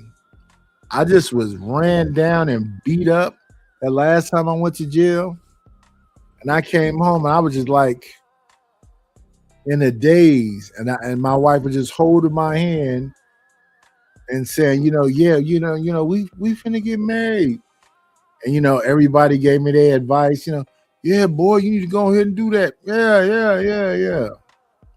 But no real advice, though, really. And like I said, in the beginning stages, it was a little rocky. It was rocky on the wedding day, to be honest with you. Because the day was just dragging out. It was so many different steps to it. Oh, man, we got there probably about, I want to say between 2 and 3. And just the wedding part, getting married and getting the brother to marry us and the whole thing, that took us approximately getting everybody seated and everything else. We was in the wedding part. We got married at a place called North Bray. Just the wedding part was like 2 hours and something. Then whatever that thing was after the wedding, where we was at that hall with all the ice sculptures and all this, I left there. I left it probably like 8 o'clock because the wedding was like 2. Like I said, we got there about 2. We left out of there about 3:30, 4 o'clock. Then we went to the reception hall. I believe that's what it's called. And we was there from like 4, around about 8:30. I got up out of there. And they stayed in that thing to probably about 9 to 10 o'clock. I was done.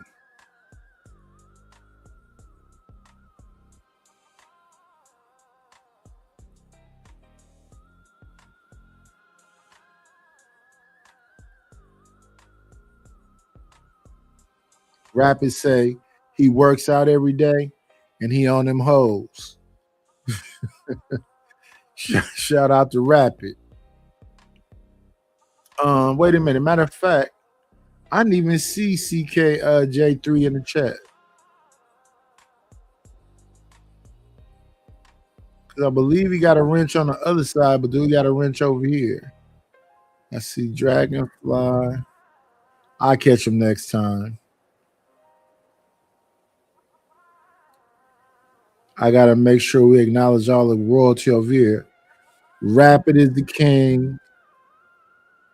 TMKC is the queen.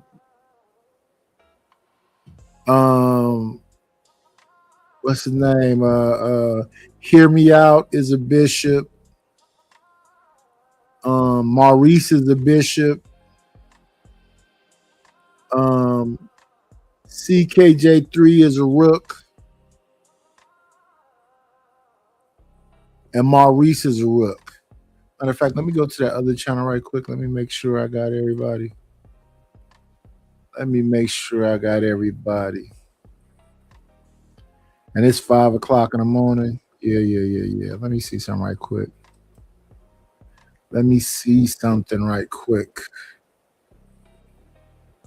Can I see who is all royalty?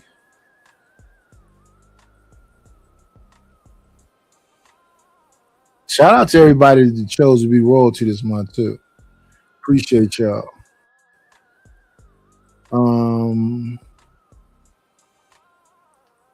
Let me see. Okay, I don't show the chat. But what I can do, go into the studio.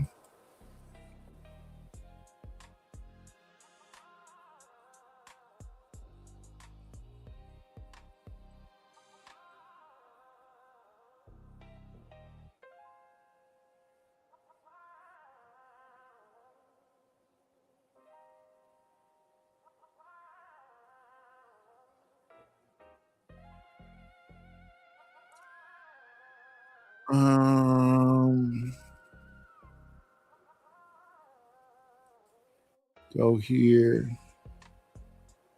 then go to here, and then we go to here. We got to make them a special board, then emoji. Okay, so we got Rapid is a king, TMKC is a queen, Mia is a knight, Hear Me Out is a bishop, CKJ3 is a bishop,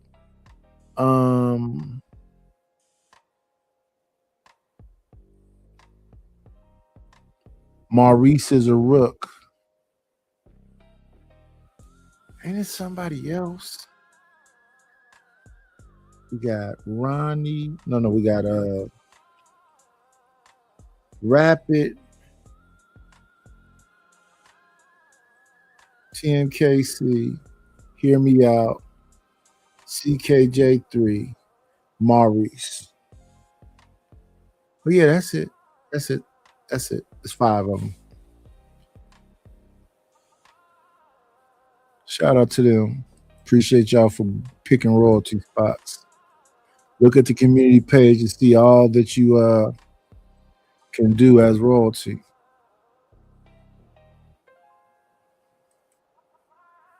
We had to make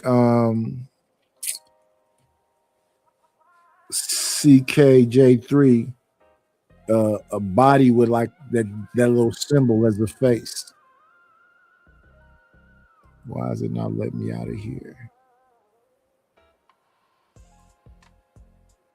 Cancel whatever. Okay. Yeah, and I was up on members and the whole shebang. Shout outs. Recent members activity. We got Reese, TMKC, Miss Jill.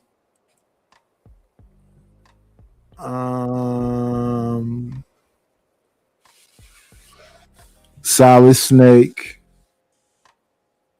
Black Knight. Ronnie. Dub. Miss Lockhart. Robert W. Oh man. Zephyr Voxel. We ain't seen her in a minute. Joy is real. Republican Tea Room is a member. I did not know that. Loda Rebel is a member. Elite Belzo is a member. Whoa. Elite Belzo has been a member longer than Hear Me Out. Rapid is a member. Wish Doctor is a member. Uncle Tom is a member.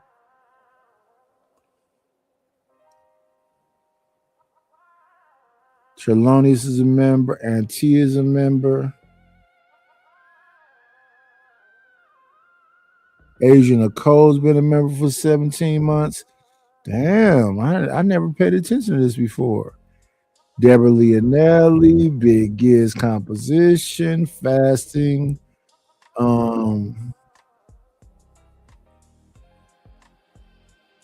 Thanks to these people that's been here.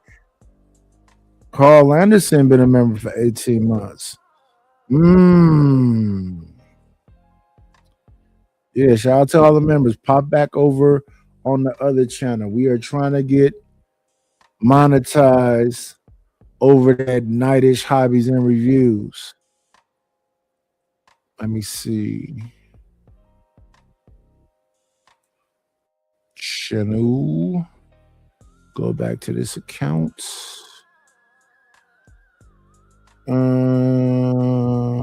Switch accounts. There we go. Go back over to Nightish Hobbies and Reviews. We need subscribers, y'all. We got 230. No, that's definitely wrong. That's definitely not my channel. There we go. We got 214 subscribers. We need to get up to 500. 500. We've been working on the thumbnails, trying to make them look cute. Or whatever they say.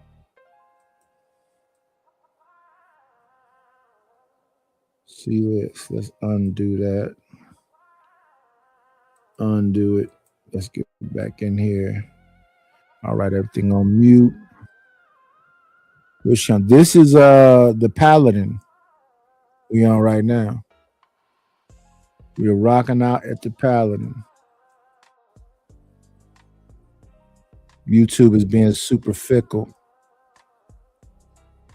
Real men love and respect nice women. I'ma treat a bitch as is.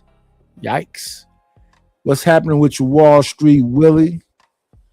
Good morning to you. Yeah, I think, we had a little fun with this might be risky, but it's like 5 a.m.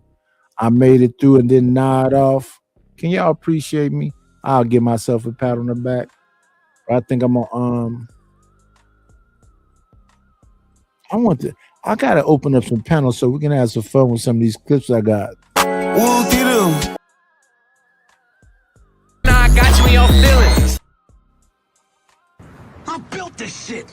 Me. Brick by brick. Yeah. Yo! Hold up! Time out! Time out! Y'all take a check. Chat room is the chat. The internet is the internet. Man, hey. Do not listen to these ignorant niggas, man. This shit need to stop. If a damn show do. But like we always do at this time, I love the fact that we got 50 people in the building. Y'all came here to support. Let me see something right quick. I believe my brother's Chaotic Clubhouse is on right now. Let me see if they still live.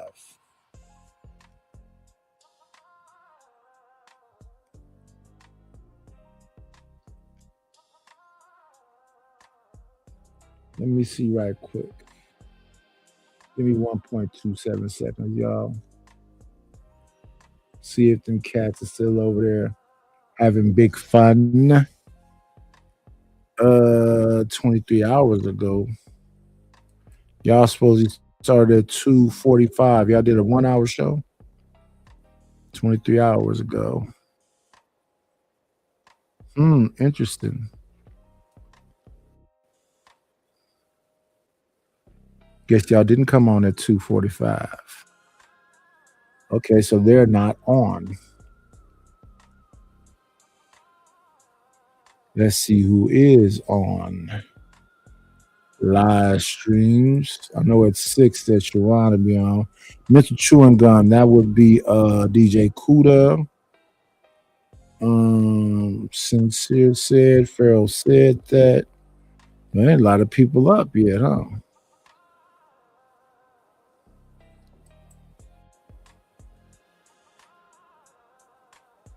Yemi C. Shenchen.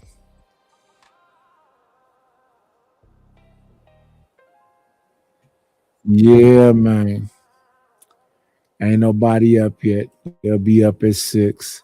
So let me do this. Like we always do at this time. Y'all keep being great. Thursday morning.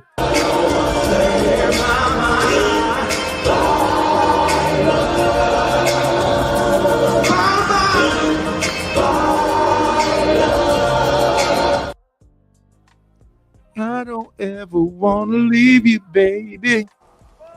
We'll shut this motherfucker down. That's all, folks. If a damn show is.